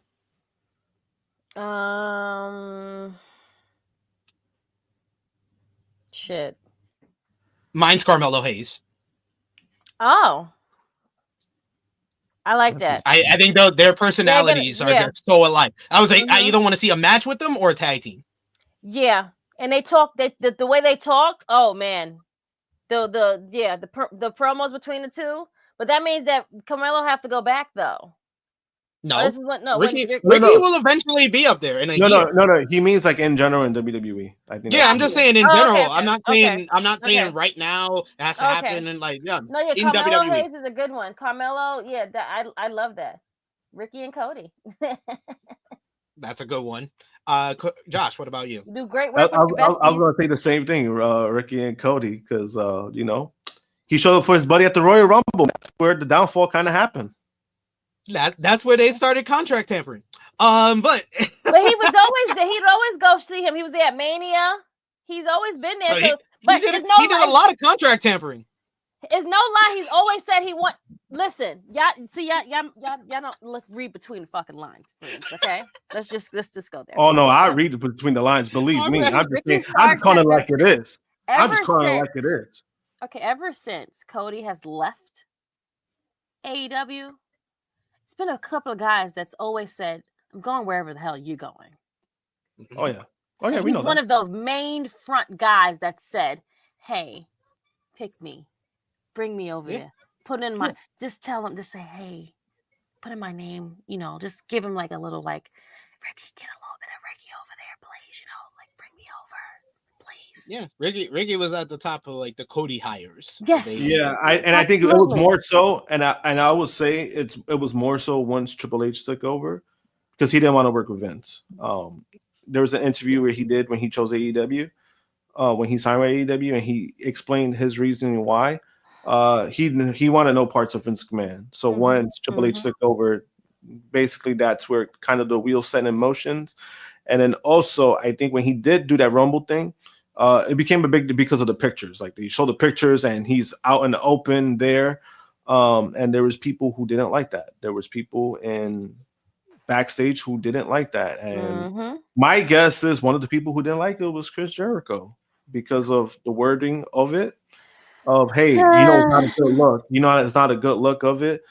Jericho was kind of more old school, and I could see him being a guy like telling him, "Hey, this is probably not a good thing that you're doing." And basically, again, that's where it kind of the whole downward spiral kind of happened with him not being used. I'm not saying that played a factor, but it could be, Yeah. It helped. It helped that. It didn't. I mean, it helped it. That's just so we're saying. Yeah. But yeah, a couple of great shouts from you guys. I was thinking of this one. Davion said, I was like, do what AEW couldn't do. Give us the payoff for Pumpkin Star. Yep. That'd be great. But let's go with Miro next. With Miro, I'm gonna go Gunther. Give me a horse fight. Give me a straight up horse fight and Gunther beating the shit out of that bum. Krssi. Not a bum, but he is a bum though.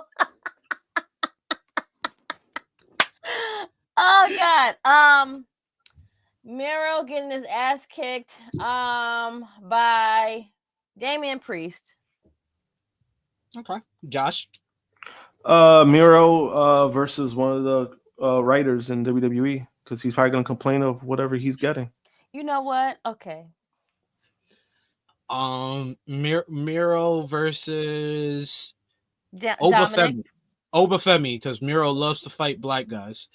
Anyway, Oh my God. speaking of black, Malakai Black, or Aleister Black, being back in WWE, I'm gonna go with Roman Reigns because I know they're good friends with each other and the connection to Paul Heyman. Damn, I wouldn't even call that one. Shit, that's a good one, SP. I really think out of all these guys, the one who's going to get the biggest initial push is Malakai. I hope I think there's a lot of people. There's a lot of people underestimating the fact that he's the only guy that's being brought back to WWE who's not just a Triple H guy. A lot of these people that got brought back are strictly Triple H guys. There's the Bronson Reeds, there's the DIYs, there's all these guys that came back. They were Triple H guys, and that's why they came back. And some people were disappointed with their pushes. The reason why Malakai will probably get a bigger push is he's also a Paul Heyman guy. Like, he's got the best of both worlds. Yeah. You're right about that, friend. Okay. Aleister Black definitely deserves a big push. He's deserved it from before when he was there, and I hope that he gets it now. I would like to see him a good mid card. Well, he can be top guy too if you push him good enough, and because he's he would be great.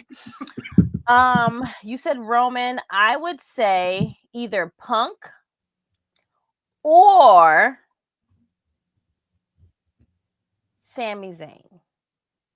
I like that. If he's gonna be a heel, there's not a lot of guys better suited to face Malakai Black than Sami Zayn. And our producer, even KO. Yeah, our producer was like, never knew he was a Heyman guy. Go back and watch 2019 or Monday Night Raw with Paul Heyman involved, and ask yourself, why the fuck in an empty arena pandemic show is Malakai Black versus Apollo Crews getting almost 30 minutes of wrestling time? It's because Malakai Black is a Paul Heyman guy. Got it. Okay. Dude, that Raw after WrestleMania in the Performance Center after WrestleMania 36, niggas got 25 minutes on an episode of Raw. Neither one of them had a prominent spot at WrestleMania the night prior, but they got 25 minutes on the Raw after. He is so much a Paul Heyman guy. Josh. I wouldn't mind seeing Malakai Black versus like Drew McIntyre. I wouldn't mind seeing that. That was my initial pick. If he's gonna come back and they're gonna give him a big match at WrestleMania, that's who I would put him against. I would put him against McIntyre. That'd be a fun matchup. It would basically be McIntyre playing the Seth Rollins 2022 role. Yep. Of facing the returning AEW guy at WrestleMania. So I think that would work. But keep coming with those suggestions. You guys are killing it with these suggestions here. We got Benny who says Aleister Black versus Chad Gable. We got that would be good. We got Aleister Black versus Sheamus in here. We got someone who agrees with Krssi saying Punk. We got Dion who says Black probably takes that title off of Shinsuke, hopefully quick. We need it. But yes, keep coming with those comments and let us know in the comments down below if you're watching us on demand what you want to see from all of these guys. The Ricky Starks, Malakai Black, and Miro leaving AEW, possibly going to WWE or definitely going to WWE, and also Josh Alexander leaving TNA and going to AEW. But we're going to finish up with AEW this week with last Saturday's Collision. We had Collision. The show featured Kyle Fletcher defeating Mark Briscoe in an absolutely fantastic main event encounter. It's snowing. You want to tell the people? Absolutely fantastic main event encounter. Post-match, Fletcher Prince is ready for the snow. Fletcher vowed to beat Kenny Omega and Will Ospreay alongside Konosuke Takeshita at AEW Grand Slam Australia. Undisputed Kingdom beat Daniel Garcia in 2.0 as well as Shane Taylor Promotions in a fun three-way trios bout. Post-match, the Death Riders jumped Undisputed until they were able to fight back and challenge the D-Riders for the AEW World Trios titles on Dynamite. Then we had Bandito picked up a victory over Brian Keith in what I thought was a great matchup with that duel that actually did work, unlike Jericho. La Faction Ingonables got a quick squash victory over some bums, the bums on screen. And then post-match, LFI continued their attack until Commander made the save. But Commander was beaten up by the numbers until Hologram returned to make the save. So happy to see Hologram back. Mariah May got a quick victory herself and then dressed her opponent up as Timeless Tony Storm. But Luther came down to the ring and returned to distract Mariah May until the real Timeless Tony Storm basically switched out with the jobber and was revealed. That was a great reveal when she lifts her head and Tony's smiling. This is great. Great stuff.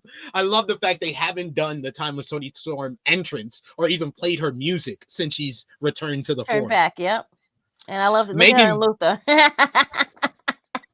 Megan Vane got a quick squash win in her Collision debut. She then got into a brief backstage confrontation with Thunder Rosa. This led to Rosa beating Penelope Ford in a decent match. Post-match, Megan Vane took advantage of an attack from Ford to lay out Rosa with an F5. And finally, we had halftime Harley, as Harley Cameron was gonna do a in-ring concert, but was interrupted by Mercedes Moné, who once again insulted Harley, calling her a loser, until Harley cut a passionate promo about wanting a shot at Grand Slam. After Harley punched Mercedes with a microphone in the mouth, Mercedes finally relented and accepted the challenge. Look at the little Monet behind her. Yo, the Muppet got the biggest pop of the show. They should make. When she turns around and she has the Muppet in like a baby strap on. Yes, oh my god. Yes. They should sell that. I mean, whoever made that, good. It's just like the Lily doll. You gotta sell it. You gotta sell it. You gotta sell it. You missed out. You missed out if you didn't. This is your Muppet. He's holding Prince like he's the Muppet. Like he's Muppet. Is Wendy pulling him? Oh, okay. That's his. I'm like, why I look like somebody pull him? Hi, Wendy. Why does he have strings like a Muppet? Right. She's about to like walk him outside right now. That's why. Oh, okay. Enjoy. Guys, yes, I have a quick question. Go ahead. In regards to the whole Josh Alexander, and I kind of put in the chat, how would you guys feel like if he fights, like if he has a match with like a legend like Adam Copeland? I wouldn't mind that. I wouldn't mind it. I hope he beats anything that keeps Copeland out of the main event scene. Yeah. But also, I think that would be a fun matchup for him too. I think that would be pretty cool. So I think just call him Cope. Yeah, Cope. I'm not calling him. I'm not doing that. I'm not doing. I'm just say Adam or just like. The fact that he even suggested that, I was just like, bro. Right? What the hell is wrong with you? This is so dumb. Oh my god! And it was his idea. Beth didn't tell him that wasn't a good idea. Obviously not. Maybe your daughter should have told you. You probably would have listened to them. Oh shit. Benny saying that standing Froggy Bow through a table was nuts. Yo, that Briscoe Fletcher matchup had no business being as great as it was. They just turned up Mark, 10 again.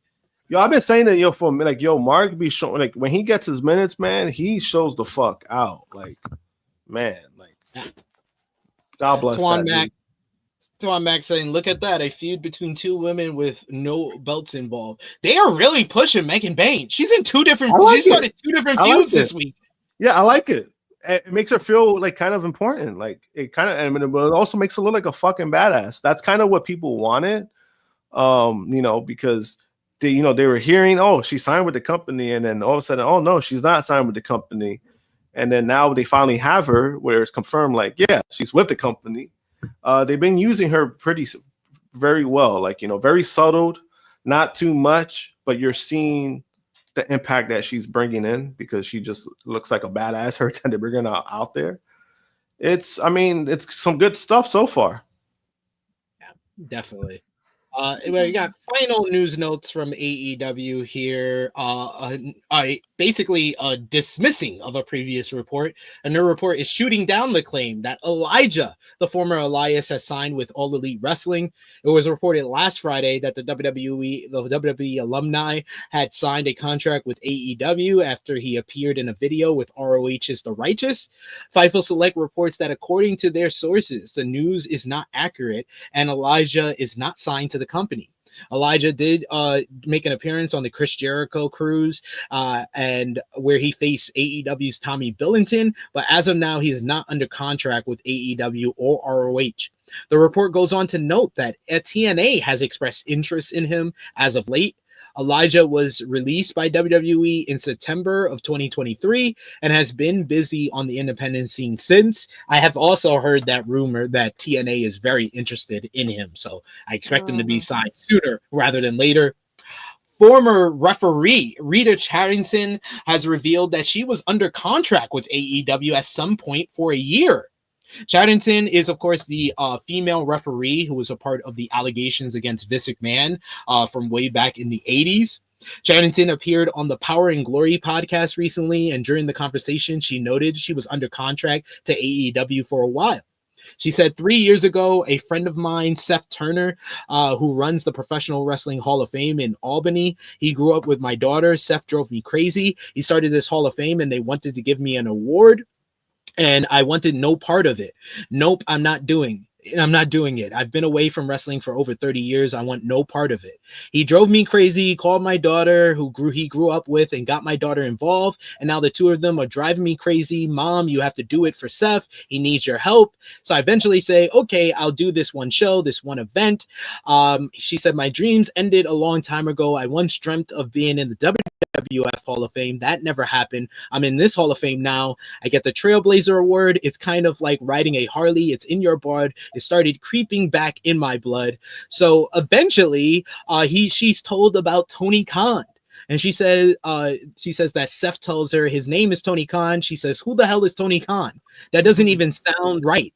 No, Rita, you should probably take this call. Why do I want to take his call? He says he owns the Jacksonville Jaguars. She says, why the hell would anyone who owns the Jacksonville Jaguars want my phone number? He also owns AEW Wrestling. She says, okay, give him my number. He gives him my number, and I don't hear anything. A couple of weeks later, I get this phone call, and I look at it. I call the number back. It's Tony Khan. We have a nice long conversation, and I was under contract with him for a year. Very nice man, gentleman, very, very nice man. That's how I ended up getting back involved with wrestling. I had no clue about any of this, so I just had to put that in the notes. That's crazy. Tony Khan is basically financially backing victims of Vince McMahon. That's what I got from the report. That's a cool thing, because that's dope. It's cool, like just because of the situation and basically what happened basically kind of ruined her thing with wrestling, right? Like her love and her passion for wrestling. And to come back in the way that she kind of did, like her own way, where it's not too much in the spotlight. It's a cool story. I like it, We don't need it. What you mean? I mean, I don't really want to see her. Do you guys want to see her?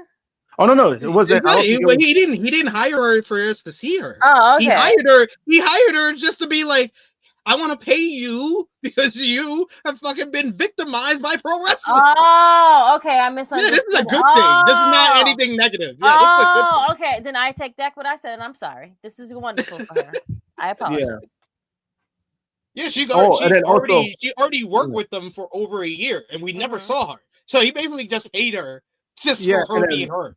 Yeah, and then also what they do too is like with these kind of deals, like when they make like convention appearances and stuff, they get paid through the company from that.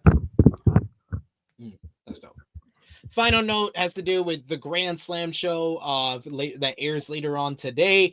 Tony Khan said that this Saturday's Grand Slam Australia is one of the biggest gates in AEW history. However, he never provided a number.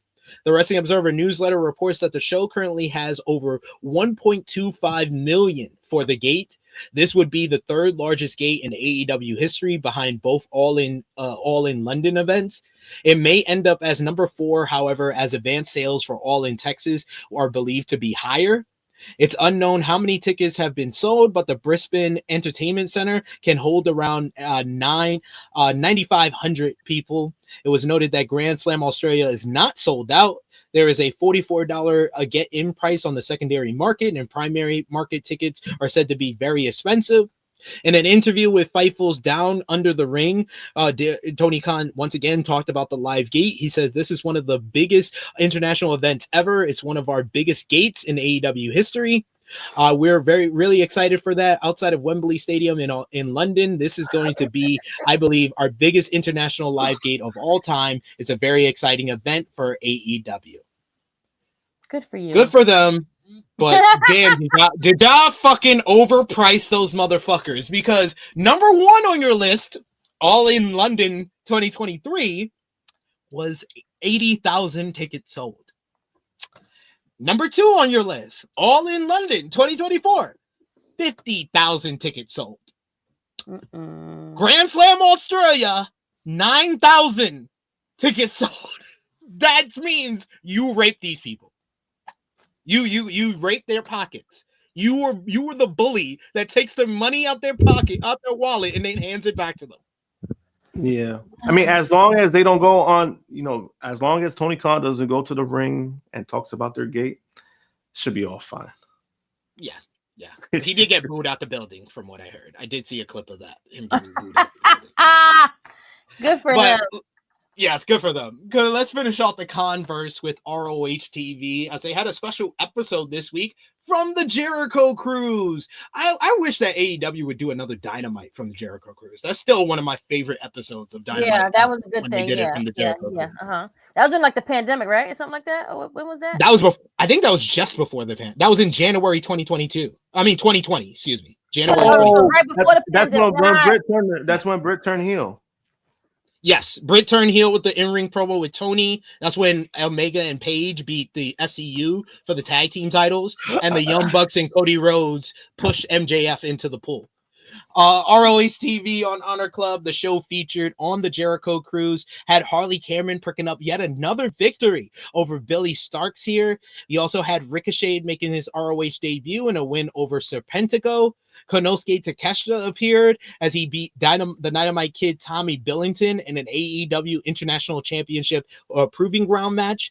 Jay Lethal busted out Black Machismo as he beat MXM Collections Mason Madden in a pretty fun opener. Commander defeated Nick Wayne in the main event to retain the Ring of Honor World TV title. So pretty unique show from Ring of Honor, which they need it. They need anything to make it interesting. But that is all from the Converse this week. We're going to go on over to WWE now, and we're going to start off with WWE Raw on Netflix this week to talk about week 5 of Raw on Netflix, which was the post-Raw Rumble edition of WWE Raw. They were up in the ratings. They did 3.1 million viewers on Netflix throughout the week. That is up from the week prior. But this week's show was not as interesting as last week. But it did start off with Jey Uso once again coming out to kick off the broadcast with yet another Yeet celebration, only for Gunther to attack him from behind. I thought this was great booking because it subverted the expectations so well. He beats the crap out of Jey, powerbombs him, then he's warning him to not choose him for Mania. This predictably led to Jey, though, picking him anyway for WrestleMania. And then he actually got the better of the World Heavyweight Championship with a big dive onto Gunther and security. Damage Control's Io Sky and Dakota Kai defeated Liv Morgan and Raquel Rodriguez in an awesome tag team matchup. This shit came out of nowhere. War Raiders defeated the Creed brothers via disqualification to retain the World Tag Team titles, but the Creed still stood tall to close that segment. Bailey beat Lyra Valkyria in a solid bout to qualify for the women's elimination chamber matchup. CM Punk got into an in-ring promo exchange with Logan Paul before Paul went on to defeat Rey Mysterio in a pretty good main event to qualify for the men's elimination chamber matchup. And post-match, New Day jumped Rey Mysterio right as Raw was closing the broadcast. I forgot to add to that list. I mentioned earlier, Damian Priest, he was hot as hell coming out of his World Heavyweight title run and the Judgment Day feud. And Chad Gable was hot as hell after he turned heel and was creating American Made. And Triple H blew those. But I don't think there's a bigger blown job with an angle than the New Day's heel turn. Oh, man. It's been we're going on over 2 months and he's done nothing. I thought it was longer. It's terrible. He's done nothing. He's done absolutely nothing to elevate this or push this further. Yeah, and the losing didn't help either because they were losing for a while, which it made no sense. They were losing when the turn was kind of slowly happening, and then they were losing. They're still losing. I was like, what's the logic? What's the logic behind that? It didn't do them any favors either. Like they had great segments, like the whole every time the families come in and the families basically that was pretty cool. Yeah, I was like, that's like pretty funny stuff, but it didn't really do them favors. As in, like it made it worse. Actually, it was just like I don't know. It made it worse. They had something right in their hands, and Triple H fumbled it. I can't believe how badly he followed up with that shit. Like that you literally have people calling that the greatest heel turn of all time afterwards. Yeah. All for Triple H to be like, we'll just have them come out, get some heat, and then lose a couple of matches. Yeah. Yeah. I'm so disappointed by that. But Raw, not a lot happened, but I thought the in-ring work was better on this week's Raw than past weeks. Not a lot happened, but I do agree. Not a lot happened. I mean, the biggest thing was the Jey Uso thing. I'll give credit when it's due. I thought that camera angle was great, when he was doing the yeet, and then it looked like he slipped. You know who I loved the most though during that whole thing? Michael Cole and Pat McAfee trying to warn him. Be like, Jey, look out, look out. And then it's like he didn't give a fuck. I was like, damn, bro. But it looked like it was mad funny because they shot that angle from like the crowd, so it looked like he slipped. It looked like something it was like a fucking action like in a concert, like when the performers fall off the stage or something. That's what it looked like. But then when they put the camera back, it was Gunther. I thought they did that pretty well. And then the fight happens, and then Jey announces that Gunther is going to be his opponent, which I knew. We already knew. I just thought they were going to kind of like speculate it more because him and Cody did have a nice face-off. Yeah, they kind of made you at least 1 or 2 more weeks. Like, I mean, come on. Yeah, like it kind of made you believe like, oh, it's a possibility that he could pick Cody, but then they kind of just said, fuck it, we're going to just put Gunther versus Jey. And that was the first matchup announced for WrestleMania, the first official matchup announced for WrestleMania. Great. So I mean, that was a good the segment was good itself, but I'm just like, obviously there are some like kind of things you could say like, do you think they should have done this now? The tag team match was actually really good. It was better than it had any business being, and then Liv got busted the fuck open too. Yeah. She did that like a Gito. No, she did. She probably didn't even notice it for a while because the way she was moving. Yep. She was a little loopy though after the spot when Raquel's ragdolling her kept around. Going, yeah, and then she just kept going. I mean, props to her. People love seeing shit like that. And then no, I'm saying like as in like performer wise, like people see you as a badass and like they see you being tough. So and why has Liv Morgan been a better worker after she lost the world title? Like her she trying to get the title back. She trying to get the title back. Her and Nia started once again working again once they lost the titles. I don't know what it is. Like and it's like they're better when they don't have a title, if that makes sense.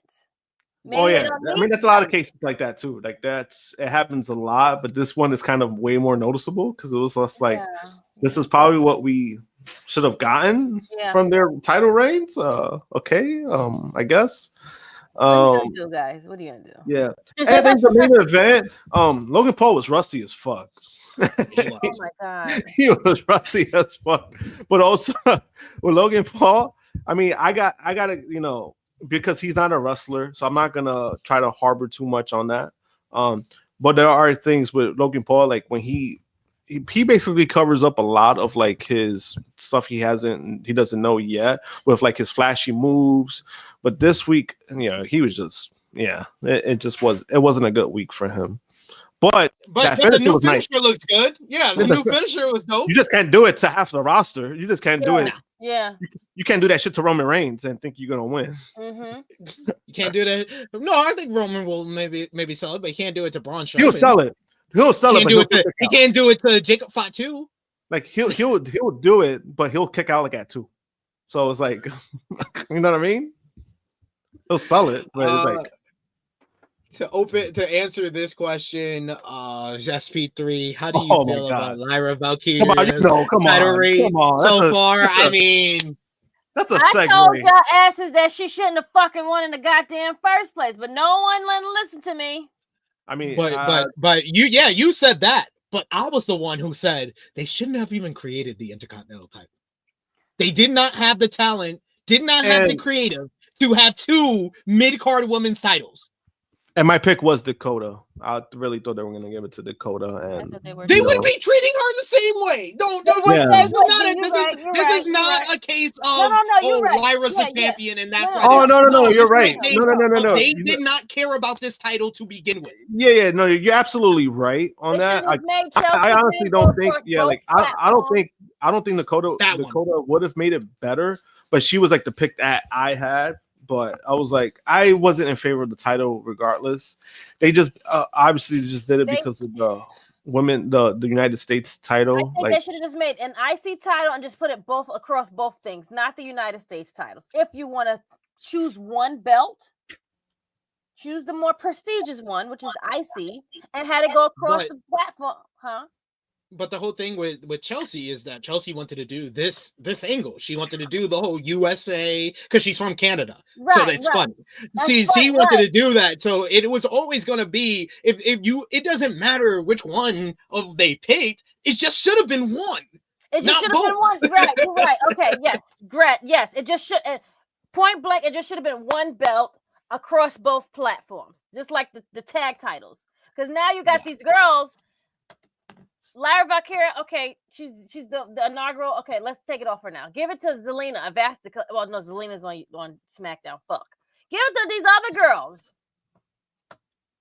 I don't think it's a case of there just needs to be a new champion, because I'll be honest, I like Chelsea Green. I think she's entertaining regardless. She's already entertaining. She was already entertaining before the US title. It just feels like they just gave her a title to continue being her same entertaining act. Like there's no big difference in Chelsea Green before she won the title and now that she's won the title. It's not like she's gotten more entertaining. She's just the same entertaining act that she's always been. So that means that both titles were useless.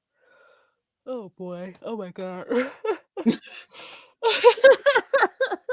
But we got some news to discuss from WWE as well this week. Jey Uso, of course, shocked the world at the WWE Raw Rumble, winning the men's Rumble matchup. Fightful Select had some details on that victory. According to a report, Jey Uso winning the Rumble this year has been WWE's plan for a while, along with Gunther being his selected opponent for WrestleMania 41. WWE reportedly had the matchup planned even before their title match at Saturday night's main event on January 25th. So if this is true, this means that WWE literally gave us the WrestleMania main event before Jey won the Rumble because they wanted to create more doubt that Jey was going to win before he got the surprising win, when they really didn't have to do that. But also didn't work. Like it didn't really. It did work. It did work. Everybody was surprised when Jey won it because we were just had a world title match.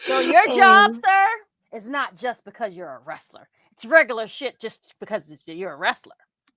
But it's the same shit that's happening with all of us that look like you, nigga. Dion Jenkins, I think you misunderstood my point I was trying to make. She says, "What do you suggest the fans do? Boycott WWE?" No, I never said that. I never said that. Never alluded to that. What I think fans should, exactly what I think fans should not do is blindly support WWE, because then you look like a fucking idiot when you learn about these things.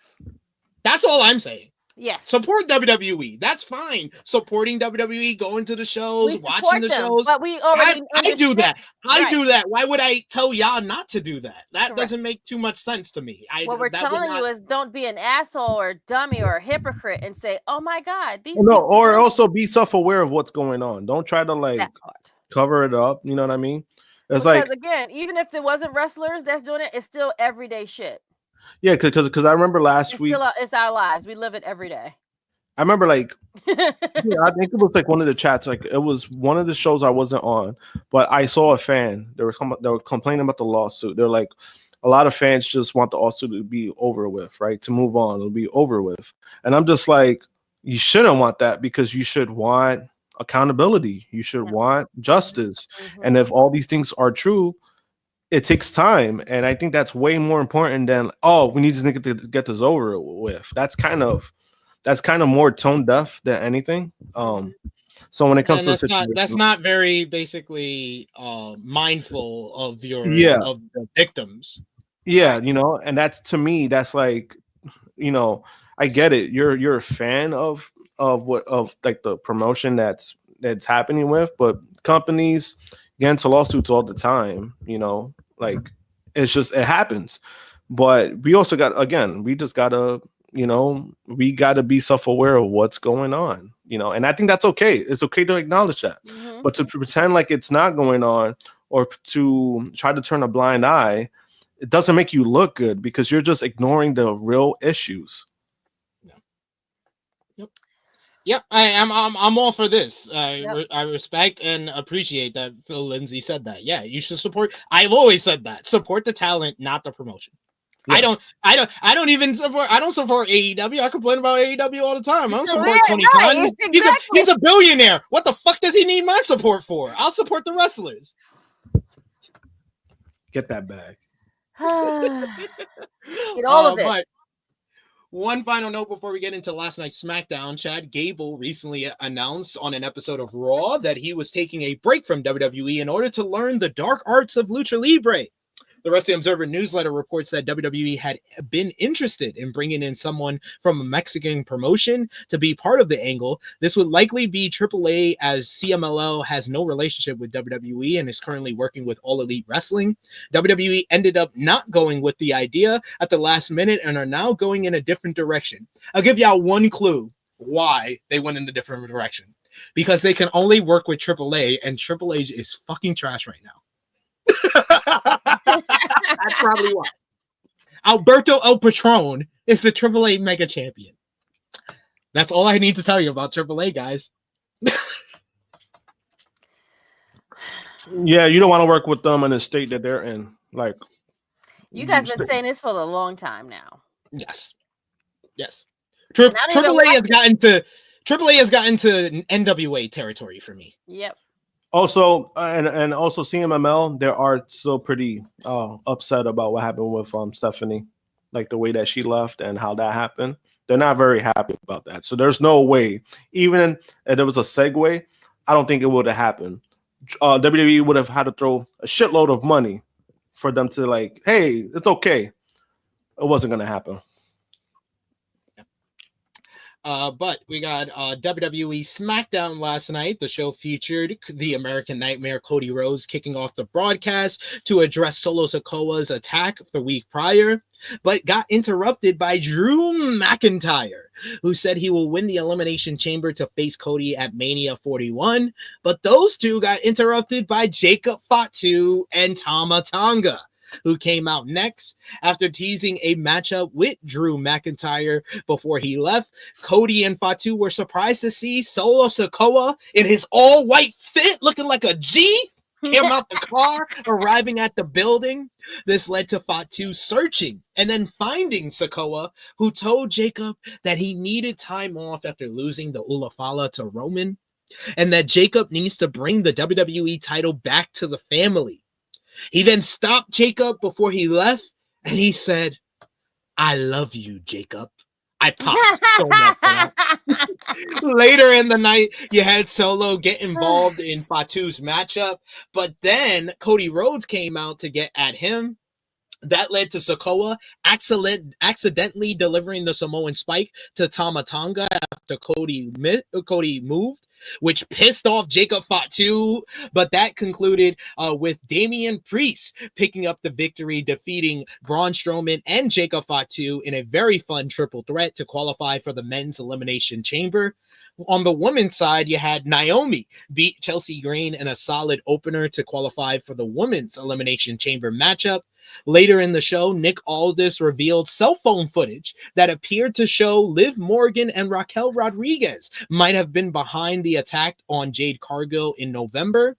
Bianca and Naomi vowed to head to Raw to handle Judgment Day. Naomi, you were a little bit too excited to see this footage. Thou thinks that you exposed yourself as the real assailant here, but that's just me.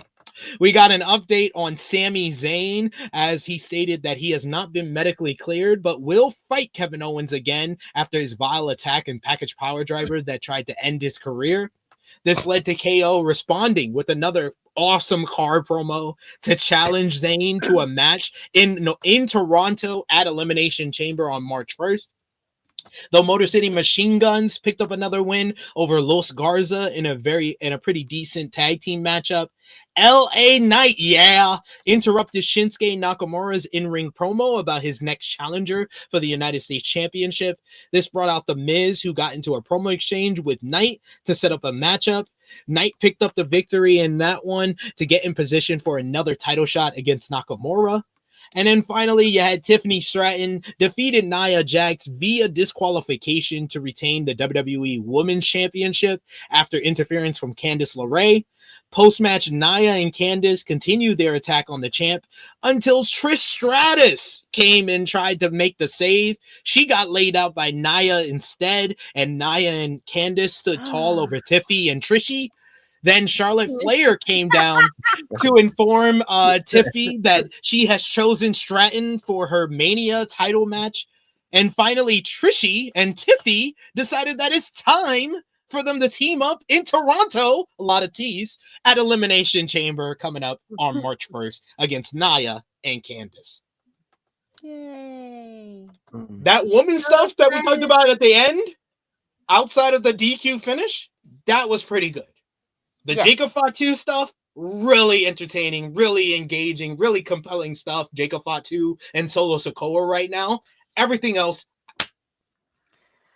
why does the show need to be 3 hours? Nope. I guess that's all our thoughts on SmackDown. I mean, what else would you like us to say, friend? So Solo came back like he was singing like Crossroads or something, because man, the white clothes and everything.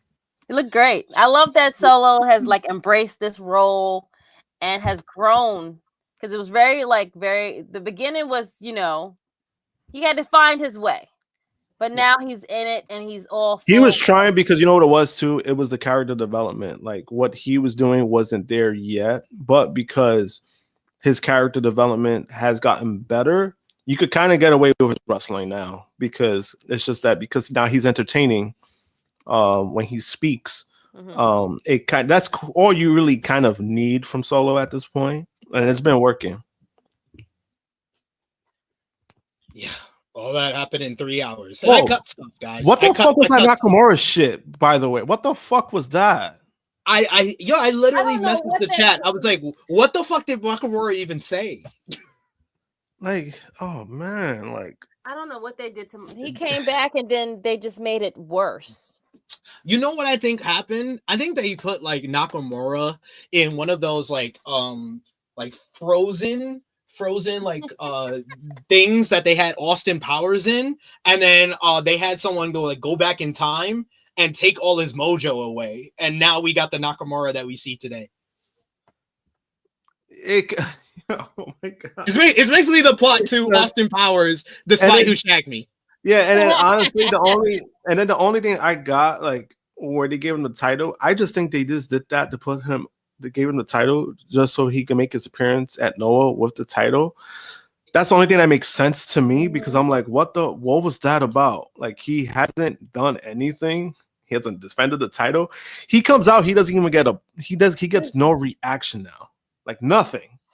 So sad.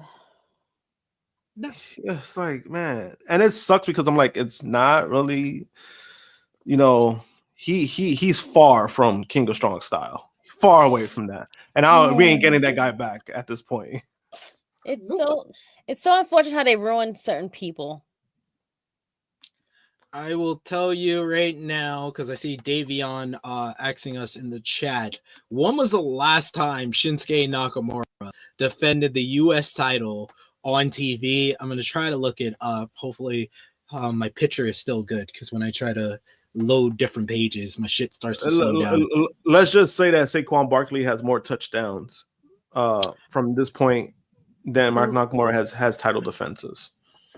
Holy shit. The last time he defended the title was he lost the match, by the way, by DQ, but it was LA Knight on January 10th. Oh my god. It's been a whole month. Oh my god. Yo. He lost. Yeah. Oh man, here we are. But we got some news to discuss from WWE coming off of SmackDown. One of the bigger news notes in WWE this week was CM Punk's direction for WrestleMania 41.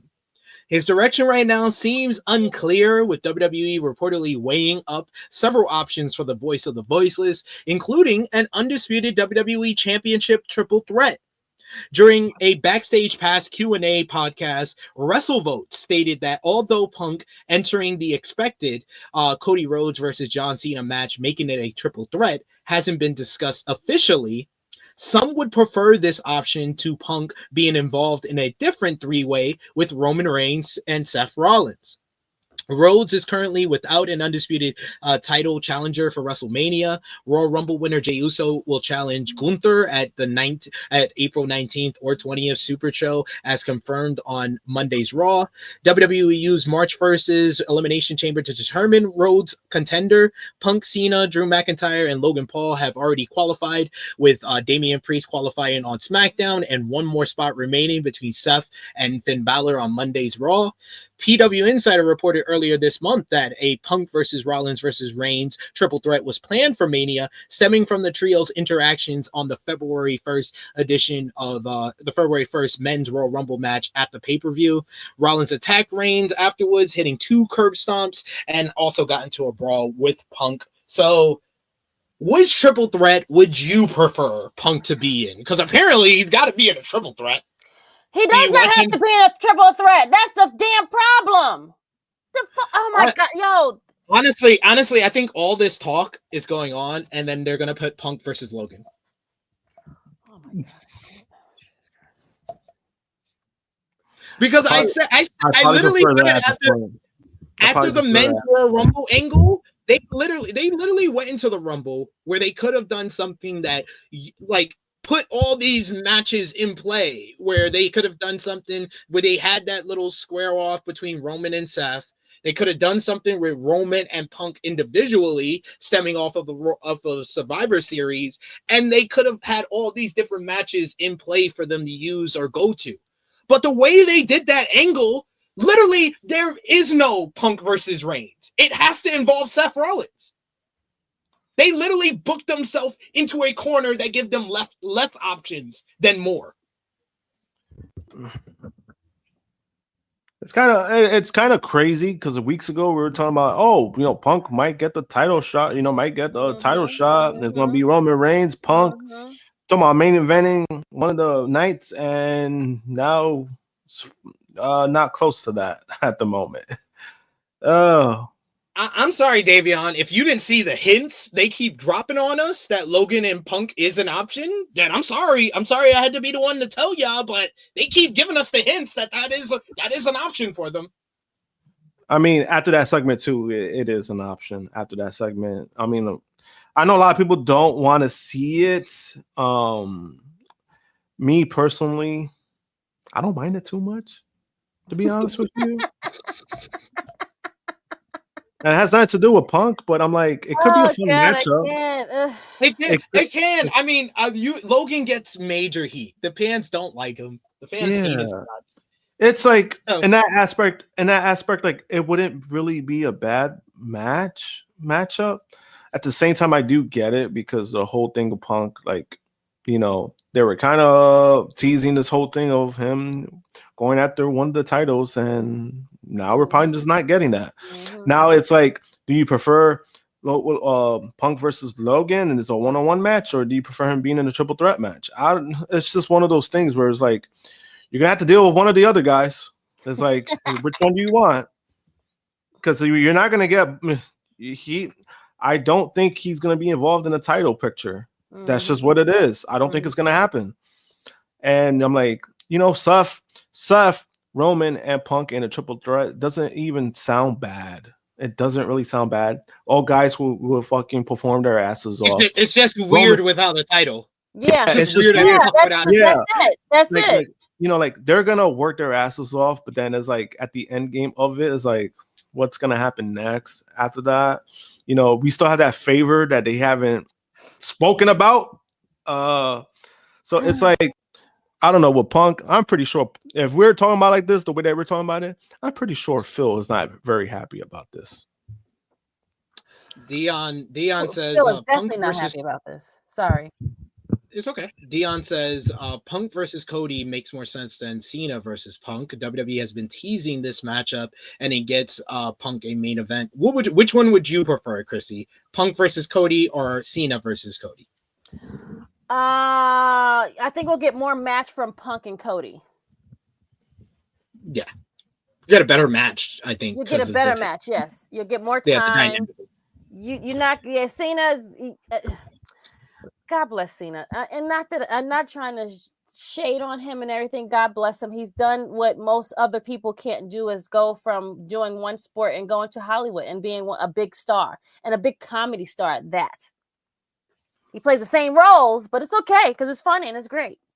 Dwayne does too. So listen, God bless you guys for, you know, going to this genre and making a thing where wrestlers can now go and be bigger stars and get money. You know what I'm saying? Like, you did that. You don't really need this whole wrestling thing, guys. You just want to do it, you know, for nostalgia, I guess. Well, I mean, at least Cena's retiring, so he kind of knows. Like his time. He knows he's at the end. He knows he's at the end. He's been at the end, guys. No, I mean, he's been at the end, but at least now it's like, all right, this is my last year. At least he knows, like, he's giving it a cutoff point. Okay. He's making it official. Official. That's right. But I do agree with you guys. I think Punk and Cody would be a better like match in ring. But I mean, I think they're going with Cody versus Cena. Mm-hmm. Especially after that Royal Rumble, especially after that. He said at the conference. Yeah, which was actually really good. I mean, it gives more of a, you know, something that we questioned. It was kind of like how they're going to get there. That kind of helped that situation, in my opinion. So I think in that aspect, I get the whole thing with Punk. They're saying like how Punk and Cody makes more sense. At the same time, I don't know. Yeah, they had two segments. They had two face-to-face offs, and it was like right before Royal Rumble, and then Punk lost both Royal Rumbles. So it's like, does he really deserve a fucking title match? No, he really doesn't at the moment. Exactly. If they were gonna do that, they should have just had Punk win the Rumble. Like, right. No. That's all I'm saying. Let's cut out the middleman. You should have just had Punk win the Rumble if that's the match you really wanted to do. And I've been saying this for weeks now, Bell and Dion Jenkins. Dwayne came and he totally flipped the road to WrestleMania on its head last year, and he made it one of the greatest road to WrestleManias ever.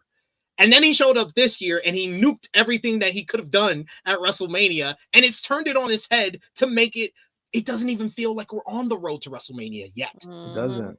It doesn't. Mm-hmm. It does not. I remember yesterday, I broke it down yesterday. I was like, last year, Cody wins. The same, basically, right at the moment, he points at Roman. So you knew that was the matchup they were going with. Yep. And that within that same week, they did the WrestleMania kickoff. They do the week after, The Rock because the Rock, like the Rock takes a spot, and then the following week, that's when they do like the WrestleMania kickoff thing. We didn't even have a kickoff this year.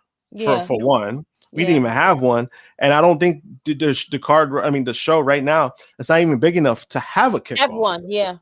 Because they don't know. Right? They don't know a lot of the card. They knew Jey and Gunther and Charlotte. Let's be honest. They only had Tiffany, that kickoff because of the Rock. And that's why I don't buy that bullshit rumor. You remember the whole thing about Ricky? Like, oh, Ricky's in NXT because WrestleMania plans are full. No, I'm like, that was bullshit.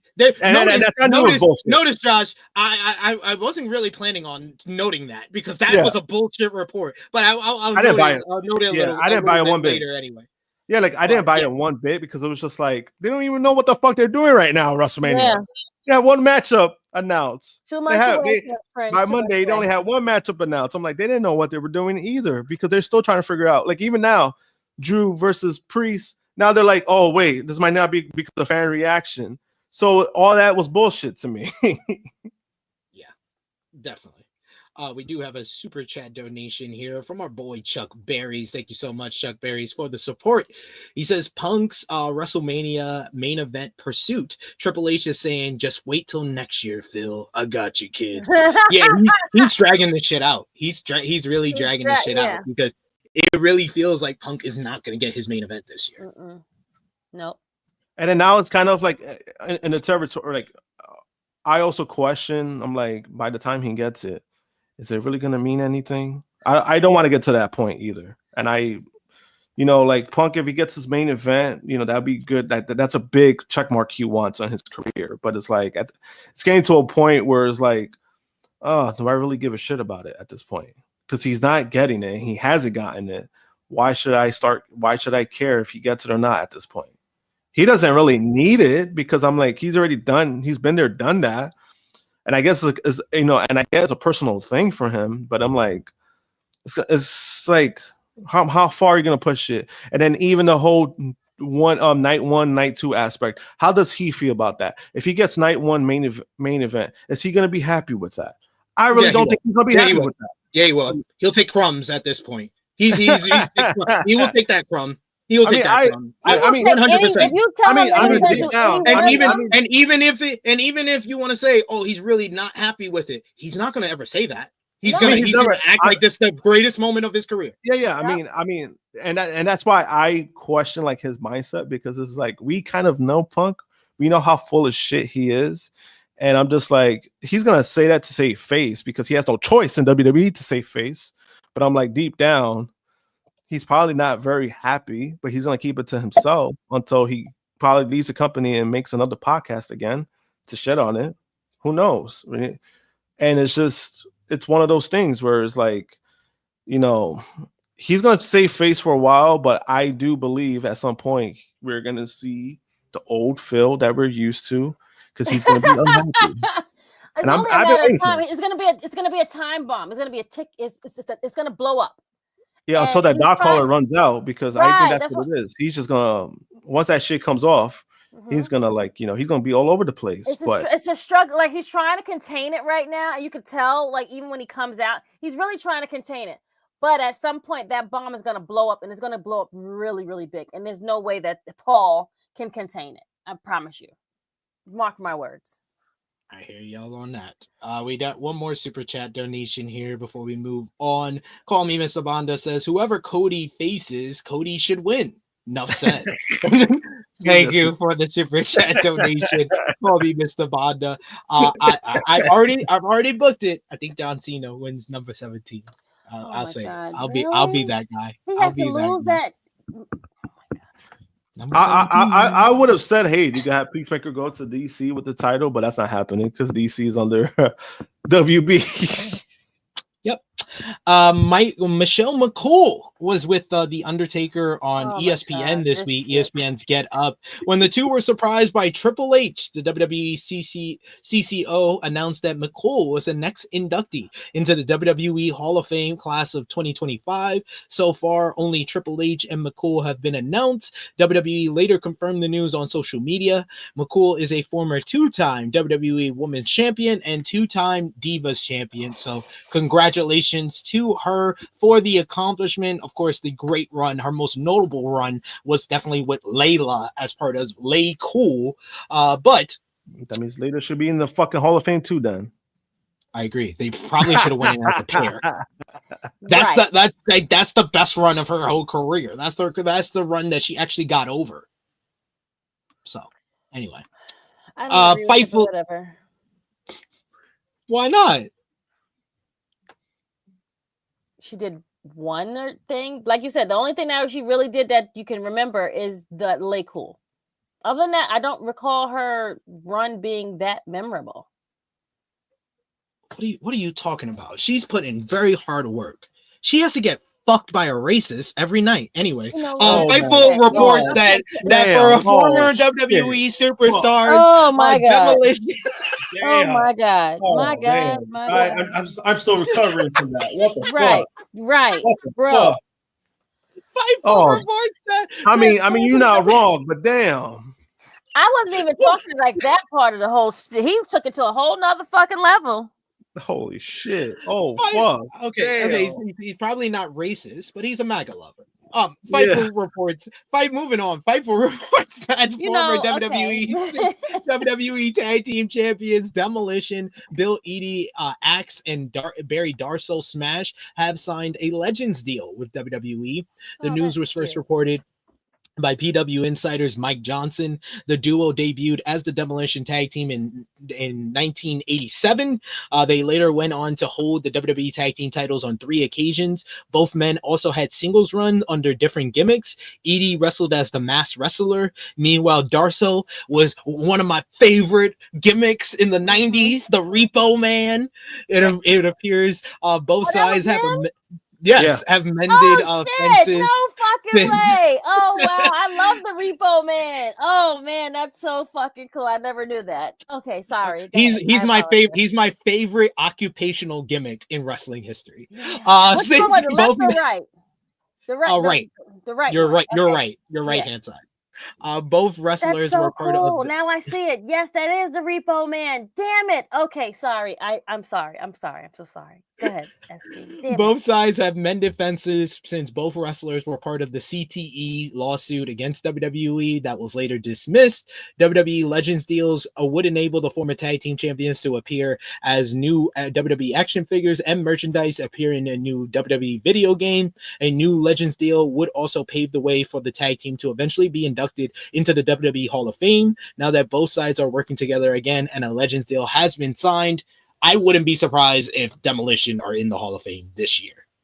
They should be. They should be. And they definitely should be. I love yeah. For me, the WWE Hall of Fame for me is like, I don't put too much stock into it just because the whole handpick aspect of it's kind of always been weird to me. So that's why I don't take it as high. But there's certain guys who I feel like, I think it would mean a lot to them. I think Demolition is one of those guys that it would mean a lot to, especially meeting them in person. I met them 2 years ago, I think. And they're super nice guys, like very, very kind, very nice. Like one of them asked me about he was like, "Oh, where are you from?" And when I told him, I was like, "Oh, I live in Brooklyn. I'm from here. I live in Brooklyn." Me and him had a whole conversation of New York, and he was talking about how when he spends time here is always fun for him. Generally good guys, and I'm glad they could move forward. I know it means a lot to them, so I really hope it happens. The Legend deal, it's a first step. It's good for them. They're gonna get paid, rightfully so, and I hope it works out, man. They really do deserve recognition, and at some point in the WWE, they were a staple of tag team wrestling. They were the longest tag team champions before New Day. The New Day broke it in 2016. So you know, so like I really hope it works out for both of them. And all they were was fucking WWE trying to rip off LOD. Yep, that's all. We're on top in the 1980s in NWA. WWE was like, "Oh, we're gonna get two big guys to dress up in leather and face paint, and we'll make them a top tag team." So it worked out. And to this day, like when you see like other merch that they've done outside of WWE, that's what you see Demolition. You see like all that shit. Because even like when I met them, one of the companies did like custom figures of them. They're called like Russell Dudes. And I got both of them, and they also autographed it. So I got like something like that. They kind of look like Funkos, but they're not Funkos. But like they're in the face paint and everything. So like it's one of those things that even fucking 20 years from now, people bring up Demolition, you're gonna remember that. I love the reactions to what I said in the chat. It's awesome. We got Bala B who says, "Let's fucking go. That's my dog, SP3." We got RP Jesus who says, "We need a disclaimer on that." Yep. Yes. Yes. SP3 need a disclaimer now. Yo, that was crazy though. He said the flashbang we needed, and then he also got Senior Nerd and said habitual line stepper. Habitual. Yeah, I was like, damn, yo. Oh, great stuff. You're right. Stacey Cleveland did absolutely nothing. But again, I said the same thing when she went in. Yeah, I mean, it's kind of crazy. It's funny when people like try to kind of use that of like, hey, well, this person's in, and it's like, well, I didn't fucking like that either. So why the fuck are you bringing it up? I think all the women that they have picked that they still haven't put in there should be in there, and they keep putting the wrong damn bitches in there. Sorry. Yo, we got line stepping all over the place. We appreciate y'all for joining us live. If you haven't already, drop the thumbs up on the video. We got over 260 of y'all watching us live. We appreciate y'all. Y'all make this show what it is. So make sure to drop the thumbs up. So it helps the algorithm. Finally finishing off with WWE this week. WWE NXT. They did 801,000 viewers. Another big ratings boost for NXT. And of course, the show featured the shocking debut of Ricky Starks just one day after his AEW release with an excellent promo from the crowd. Ricky got a huge ovation, but never said his name. More on that later. Cora Jade beat Bailey thanks to an assist from Roxanne Perez, who came out to impersonate old NXT hugger Bailey. Post-match, Ava made the NXT Women's Championship match at Vengeance Day from a triple threat to a fatal four-way with Cora being added. Speaking of the NXT champion, you had Obafemi tried to stoke the fire of dissension between A-Town Down Under, but Austin Theory and Grayson Waller had a plan and feigned problems before attacking and laying out Oba ahead of Vengeance Day. Eddie Thorpe issued a challenge to Trick Williams for a strap match at Vengeance Day, which Trick accepted. Lexis King beat TNA's JDC of the System to retain the NXT Heritage Cup. Josh Briggs and Yoshihiki Inamoru defeated Hank and Tank and NQCC in a fun three-way bout. Post-match, you had Fraxium challenge Briggs and Inamura to a title match at Vengeance Day. And then finally, Tony D'Angelo beat Ridge Holland in a steel cage main event to retain the NXT North American Championship. Post-match, Holland brawled with Stax and Luca until Sean Spears, Nico Vance, and Brooks Jensen came down and initiated Izzy Dane turning on the D'Angelo family by hitting the Tony D with a crowbar. The group's beatdown on D'Angelo ended with Spears laying out the champion with the DVD off the second rope onto a steel chair. Yes, NXT ended with Sean Spears standing on top. Yeah. They needed Ricky Starks. As previously reported, Ricky Starks made his WWE debut on Tuesday night's NXT, cutting a promo. WWE did not refer to him by name, but the crowd chanted his name anyway. Fightful Select reports that Starks is expected to keep his current ring name now that he's part of the brand. Internally, he is listed as Ricky Starks. As noted, the deal came together quickly, but Starks is officially signed to WWE. A WWE source confirmed that the company has an non-sync agreement, which lets them use names and other trademarks while someone is signed to the company. Stark's deal came together so quickly that WWE was said to be cautious when working on it. Fightful Select reports that, as most expected, Stark's name not being mentioned was not an accident, and WWE expected the crowd to chant his name as they did. The report notes that while the AEW releases didn't become official until this week, they had been considered for a while. The deal for Starks came together quickly, and that no one from WWE had communicated interest to Starks as recently as WWE had someone from WWE had communicated as recently as December. As for the reason for Stark's arrival on NXT specifically, the report noted that the people on the main roster believe the majority of WrestleMania's creative on the main roster is planned, and that it would be much easier to work him in at NXT. Word of Stark's debut tonight began floating around the WWE PC around 30 minutes before the show. Wow. Came together real quick. Real quick. So yeah, I mean, the whole rookie Starks, that was like the best part of the show. The show was good. I just was not feeling the main event or the main event angle. I don't understand why they keep putting Tony D in main events. I think Tony D is better than he was, but he's not that good. He's not that good, but then also like you see the fuckery like Rich Holland, like why are they making him a thing for? Like he's a Rich Holland in a main event. Like why? Like it's like do such a thing? It's that, and then you had Shawn Spears finishing off like the angle. It's like what? And then like the title picture, like it, like why are they making a thing for this guy? The one that looks like for Black Panther. Like why are they making a thing for him? Like why? Is he like that good? Like is he why good? why are they using a lower card tag team to challenge for the top title on the brand? Yeah, I saw that. I was like, oh, like so it's a bunch of fuckery. It's like, what the fuck is this? And that's why it's hard for me to watch NXT. It's like it's shit like that. It's like, why should I be interested? But the thing is with NXT is like, and I noticed with HBK's like booking or philosophy, it's like if they want to stack up a show, they'll stack up a show, and then like the following week it's like it's shit. It's like that's why I don't give a fuck about it. That's why I don't give a shit about it. It's like why should I watch it? Like watch, you're gonna see perfect example in March. They're doing the theater, right? They're doing the MSG theater. They're gonna stack up that show, and then the following week it's gonna be shit. Like nobody's gonna talk about it. They always do that, but you mentioned it, so we might as well get through that. WWE announced that NXT will be heading out on the road again for the upcoming NXT Roadblock special on Tuesday, March 11th.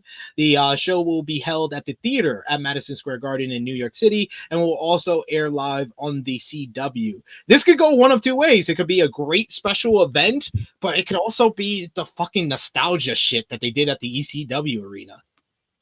Yeah, and I'm like, if you got to use kind of that to sell, it's kind of like it's terrible. I don't know. To me, it's just you don't believe in your brand. You don't believe that they can do it without any of that other stuff. Yeah, and then also like the MSG theater for wrestling is not a good venue, so that's gonna be interesting to see how they do it on TV because in house shows it was not good. Like I've been there for 2 wrestling shows and I did not like it. One was worse than the other. Don't get me wrong, but it's not a good venue for wrestling. So it's gonna be interesting to see what they pull off.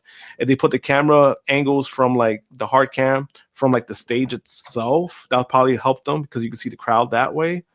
But besides that, I'm like, yeah, you're probably gonna see another stacked up show again. They're gonna do some shit. Probably bring in Joe Henry, maybe something. You know, some New York legends. They're probably gonna bring Tommy Dreamer, right? Because he's kind of technically from New York. Who else was from New York that they could use? Some Brooklyn Brawler, right? Yeah, that's just me talking shit at that point. Imagine like Brooklyn Brawler. Yo, you put it in the air, sir. But final note from NXT and WWE this week. WWE is not signing all the free agents they're interested in, as AEW Dr. Wagner Jr. has officially joined Lucha Libre AAA. Debuting at a press conference on February 11th, Dr. Wagner Jr. revealed his son received numerous offers, including one from WWE. According to Pep S. Caro from of Planeta Wrestling, the AAA contract is for 1 year. AELD Dr. Wagner Jr. recently concluded his run with Pro Wrestling Noah on January 1st. He also spoke with Masa Lucha for a new interview talking about his decision. Talking with WWE, he said, "I did my first WWE tryout when I was 19. There's already a story there. And then with the alliance that Noah and WWE had, I had the opportunity to wrestle with some of their talent. And then the talks that were held with the company, many colleagues are already there, and I'm very proud of them. Congratulations, brothers, because I know how difficult it is to go somewhere else and be waiting for an opportunity. As for me, I choose for myself, my well-being, and that of the person behind the mask is to love this sport, contribute to this sport, and continue sleeping with my mask every day." Okay. Hey, he made the decision for his family. His family all started in AAA, so it only makes sense for him to go there. But I wouldn't be surprised if he eventually does sign with WWE after he's done with AAA. Yeah, I mean, it's a stepping stone. I've seen his work. He's actually really good. Mm-hmm. And he's got the size that not a lot of luchadors have. Yeah, so I mean, it's a stepping stone. He doesn't need to sign with WWE right away. Get your feet wet the year in, and then once your year is up and you have a fantastic year, your stock is going to go up. So I mean, not only WWE is going to be interested, multiple companies are going to be interested. So I think he's making the smart decision. We got a couple of super chats here. Chuck Berries, thank you so much. He says, kind of ironic that the former Eagle, Trick Williams, will be applying BTA belt to ass upon the flesh of one Eddie Thorpe. He's celebrating that Super Bowl win. That's what Trick's doing. He's gonna whoop that ass, whoop that Trick.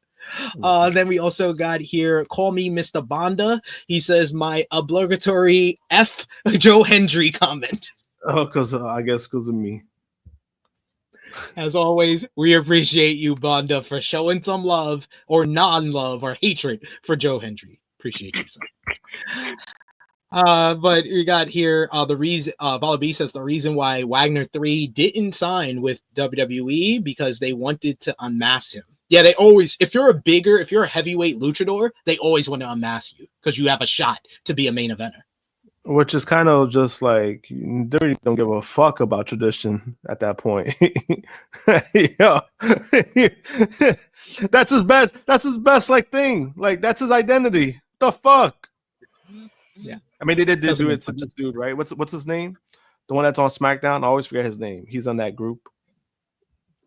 On SmackDown. The LWO? Not the LWO. The other one. Fantasma. Escobar. Yeah, Escobar, right? He was a masked wrestler, right? And they made him take off. Escobar, Alberto were masked. Andrade was masked before he came. Like they all unmasked. All were masked, and then they made them all take them off. It's just like, man, motherfuckers don't give a. I mean, Penta. I mean, good thing he keeping his mask. That's good at least. Good thing he didn't pack on some muscle. But the end. That is the end of our convo on WWE. Let's move on over to Japan. As New Japan Pro Wrestling had their latest big event this week with NJPW's A New Beginning in Osaka, and this was one of the best events of the year, period. It's a must-watch. If you haven't watched it already, go out of your way to watch this one. The show featured Hirooki Goto defeating Zack Sabre Jr. in an absolutely outstanding and emotional main event to win the IWGP World Heavyweight Championship after going 0-8 in IWGP World title matches. This Osaka crowd is one of the loudest. You have never heard a crowd rally behind a wrestler more than an Osaka crowd at New Beginning. But Hirooki Goto finally won the big one. You also had Konosuke Takeshita defeated Boltin Oleg in a straight-up banger to retain the Never Openweight Championship. Los Ingobernables de Japon's Tetsuya Naito and Hiromu Takahashi beat the Young Bucks in a decent match to capture the IWGP Tag Team Championships. Over on the other side of the tag team titles, you had the Ichiban Sweet Boys beat Roppongi Revice in a very good match to retain the IWGP Junior Heavyweight Tag Team titles. Drilla Maloney defeated Shingo Takagi in an all-thriller, no-filler, excellent sprint, getting his first win as a heavyweight. Sonata beat Taichi in a grudge match. After the bout, Sonata and Taiji Ishimori jumped Taichi until Yuya Uemura made his return to New Japan Pro Wrestling to make the save. The Great Okan absolutely washed Shota Umino in an extended squash and then tried to cut his hair, and Umino takes the clippers and cuts his own hair to start his rebuild back to the top. And Yota Tsuji versus Gabe Kidd went to a double knockout draw in an absolutely sensational encounter for the IWGP Global Heavyweight Championship. You watch this match and you just know these two are going to main event a Tokyo Dome for the world title one day, because they just were on absolute fire in this one. Post-match, you get the House of Torture jumped Gabe Kidd and Yota Tsuji until Evil came out. He feigned a babyface turn only to just jump Yota Tsuji, hit him with the Everything is Evil. They then jumped Gabe Kidd and Clark Connors before Evil announced that he is kicking the War Dogs out of the Bullet Club. Yes, the Bullet Club is just House of Torture now. Oh, joy. Wow. Oh, man. When an Evil return gets a pop, you know it's a great show. This was the best show of the year so far. Better than the Royal Rumble, better than Wrestle Kingdom, better than Wrestle Dynasty, which was the previous best show of the year so far. But yeah, go out of your way to watch this one. New beginning in Osaka, especially those final two matches of Yota Tsuji and Gabe Kidd into Hirooki Goto's emotional win over Zack Sabre Jr. I don't think there's a better last two matches that's going to end the show this year. That's true. Any thoughts though, Josh? I tried to tell y'all last week. That's what I say. That's when you were saying. I was like, oh my god, he won. And you did say it. You said it. I mean, I even used the Ronin GIF from Guardians. He says how, because I was like, what the fuck? Like, yo, because hey, man, so sometimes when somebody go 0-8, sometimes it's hard to believe, man. Because 8 times it's hard to believe. But I looking back at it, I think it's the right time. I think they struck at the right time, and it's good, man. It's good for Goto. I mean, he's putting in the work, and he never gave up. They obviously believe that he has something, and that he can still prove. Shit, I even use that meme. That meme, like to use like the cartoons. There's like a woman screaming, singing like why don't you quit? And there's a guy saying because he never gave up, and there was a picture of Goto. I didn't give up. He crawled so I can walk. But moving on over to TNA Impact, the show featured Eric Young defeating Josh Alexander in Alexander's final match in the company, thanks to help from the Northern Armory. Masha Slamovich beat Savannah Evans to retain the TNA Knockouts World Championship. Go over and check out In the Weeds this week. I got to chat with Masha Slamovich over there.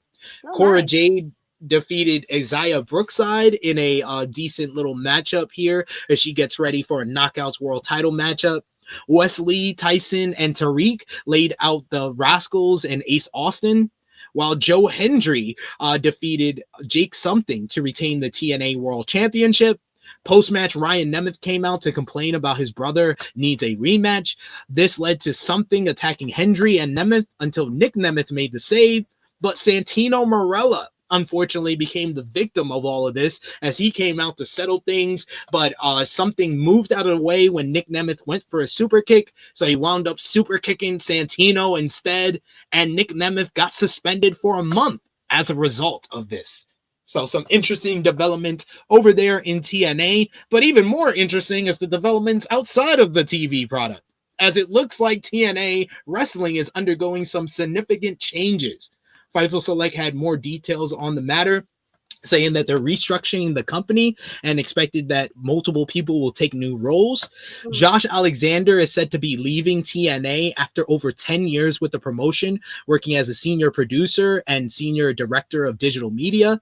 Also, Krssi Hemme is leaving the promotion and reportedly gone as well. She had just been working with the company behind the scenes. Like, I remember that shit was announced like the fall or winter of last year. Like, that shit just happened and she's already gone. It was also noted that a couple of other people were exiting the company. Mark Brunt was coming in as a director for the company, while Anthony Cesone was exiting his role and is still with Anthem, though. Yeah, Joe Veros has been brought in as an executive producer. He's done stuff with ABC Sports, NBC, and NFL Today. PW Insider reports a couple of names that have been moved into talent relations as a result. Yeah, Johnny Bravo and Ingrid Isley are now working in that department. Johnny Bravo has worked as an on-screen performer as well.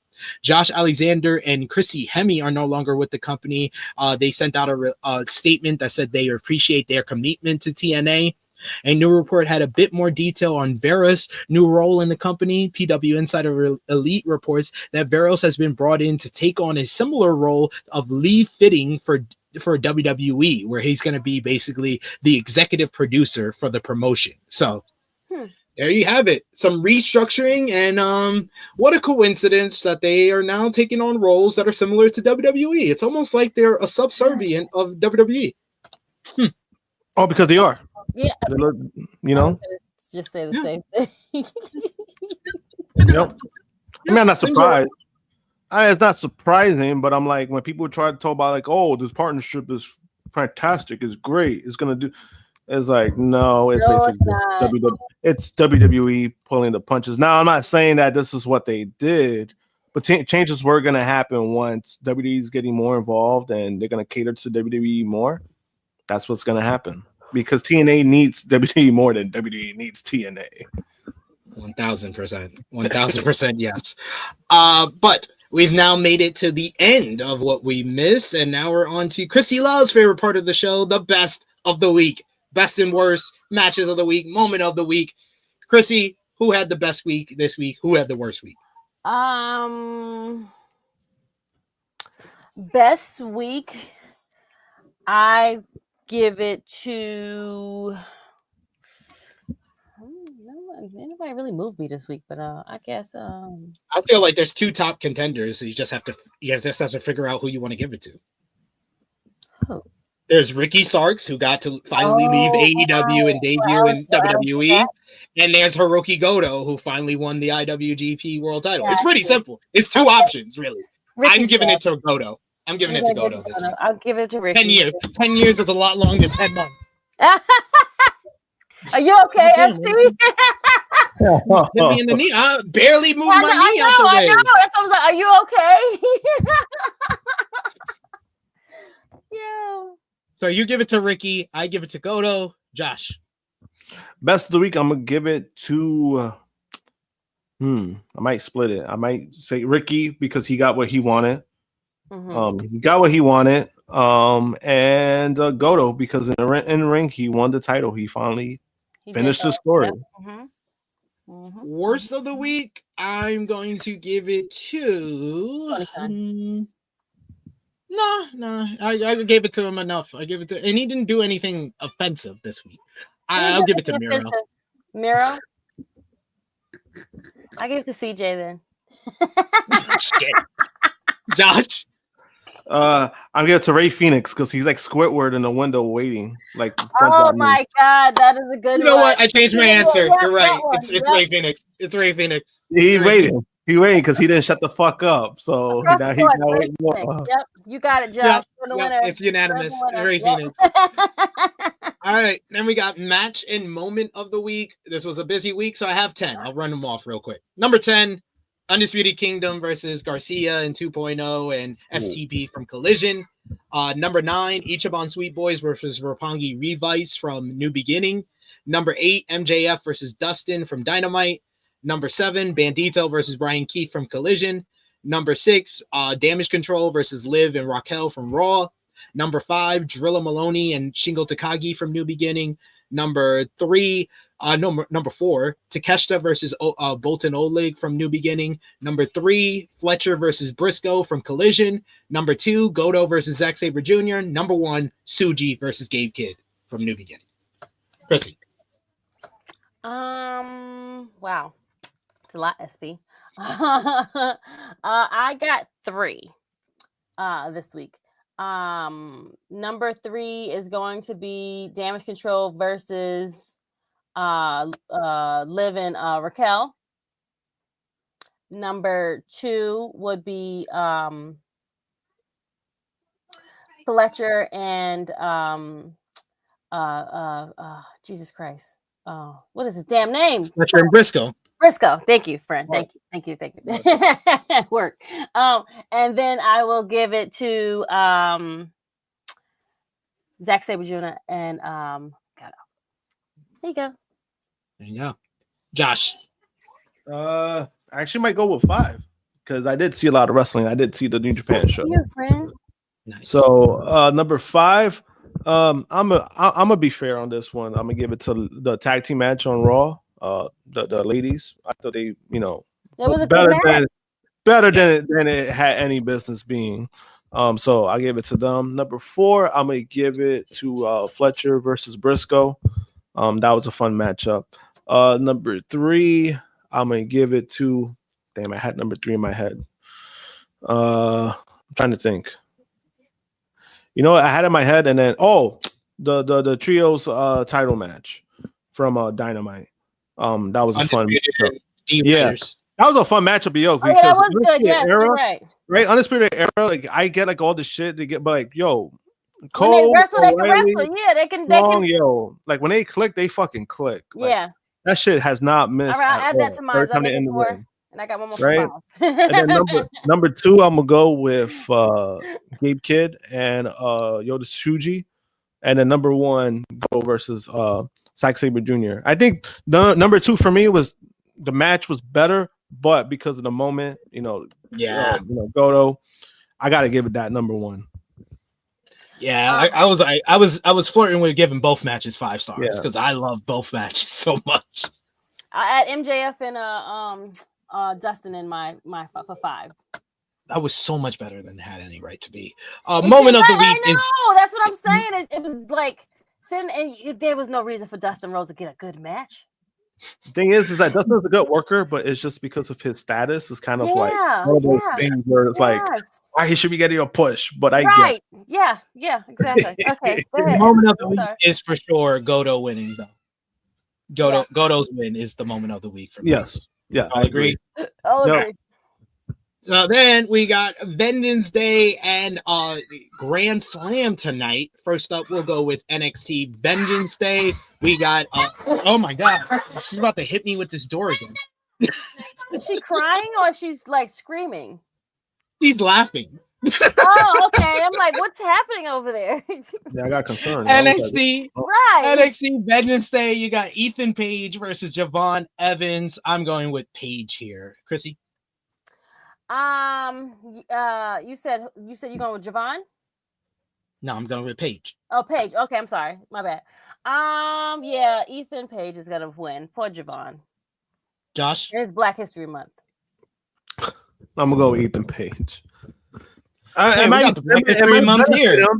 might benefit him because Shawn Michaels does like black people, so it might benefit him. You know what? Hey, we got the black people here. Trick Williams versus Eddie Thorpe in a strap match. I'm going with Trick.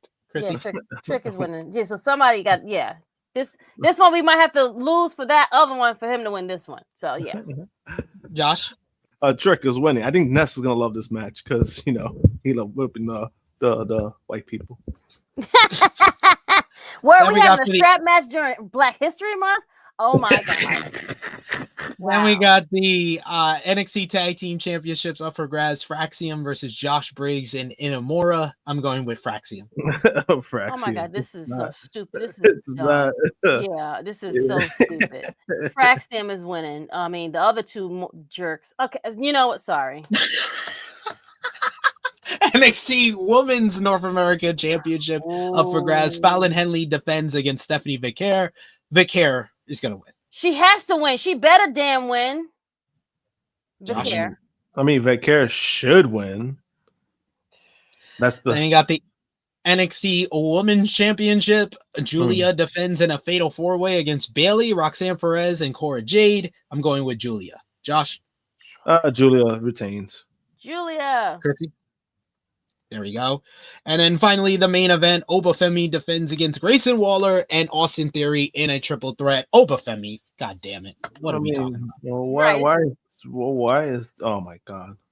So you've got a lot of black people winning on this show. Right, we got a lot of I take I told you HBK loves black people, so Javon Evans has a chance. They have nothing else to do with these two guys, so they have to do this. Yeah, Evans got a chance. I'm telling you guys. I'm telling you, he got a chance.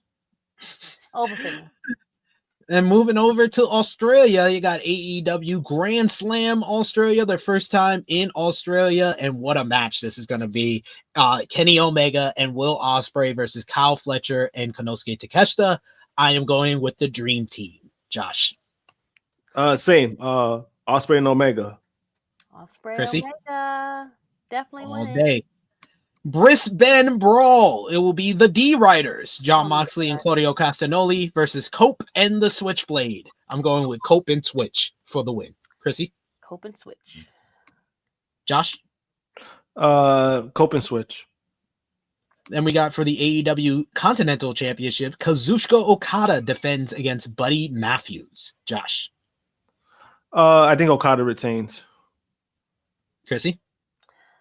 I would love Buddy to win, but I know he's not. So Okada. Then we got the match everybody's talking about. Mercedes Moné defends the TBS Championship against Harley Cameron. Mercedes wins, but she gets respect for Harley and eventually makes her personal assistant. I'm going to get what I want. I don't care. Krssi. Money. Josh? Mercedes retains. And then finally, we got what should be the main event. Timeless Toni Storm challenges Mariah May for the AEW Women's World Championship. It's time for Timeless to get back on top. Josh. Tony wins. Krssi. Tony. Indeed. We will have some reviews probably for Vengeance Day and Grand Slam or separate. We'll figure it out. We'll do a review tomorrow, probably do one on Monday as well. So be on the lookout for that. But enjoy both shows tonight. And that brings us to a close on the latest edition of our flagship podcast. Want to thank Josh and Krssi for joining me as always. Miss Krssi Love, the floor is yours. Let everybody know where they can follow you on social media and when they might see you again. Hey guys, thanks for tuning in again on another Saturday. We really appreciate you. You can follow me, Krssi Love _1, Tru Heel Krssi Love on X, and then it's just my plain old name. We do roundtables, SP and I. We do other pop culture reviews on our other channel, so watch those things. We have a lot of stuff probably coming up really soon because Dark Side of the Ring is coming back. We'll do the final thing for the traders. We're gonna do a whole bunch of things. So yeah. We'll be hitting you guys up with some content really soon. So thanks again, guys. Bye. Another person who's going to hit us up with some content on the second channel, the True Draw Josh. Let everybody know where they can follow you. You can follow me, JM Punk, Instagram. Cause I'm still in suspension mode and on X. I can see news, but I can't respond. Can't do anything. Okay. Yeah. But besides that, you can follow me on Instagram. I have actually 2 bookings this year. Oh, nice. Comic Fest, May 3rd. And Bronx Anime and Comic Con. I'm gonna be doing in August. So those are 2 shows coming up. I'm hoping for the 3rd one to be announced for June. Fingers crossed. I'm waiting for them to respond to my application. And besides that, like you said, the second channel, we're gonna be doing the Cobra Kai finale. We're gonna be discussing the last how many episodes were the last 10 episodes, right? We're gonna review the last 10 episodes of what? We're gonna Cobra Kai. Yeah. Okay. This weekend is their final 5 episodes, right? I got released, right? 5 episodes. Yep. So we're gonna be doing a review on that for the final season, and just talking about everything that happened with Cobra Kai, and where everything goes forward from here. And even some of the cast members, 2 of the cast members got engaged. Congrats to them. So yeah, we'll be doing that very soon once I get time to watch the show, which will probably be tomorrow. Probably gonna watch the whole thing tomorrow, so it'll be up very soon.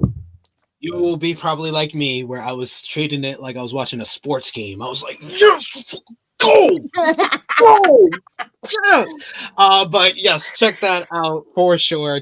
Follow us and subscribe to the second channel as well. Follow me on the Twitter machine at Tru Heel SB3. Follow the gang, Facebook, Twitter, Instagram, TikTok at Tru Heel Heat. Patreon.com/Tru Heel Heat. $3 a month gets you exclusive content. The best place to support us when we are not live here.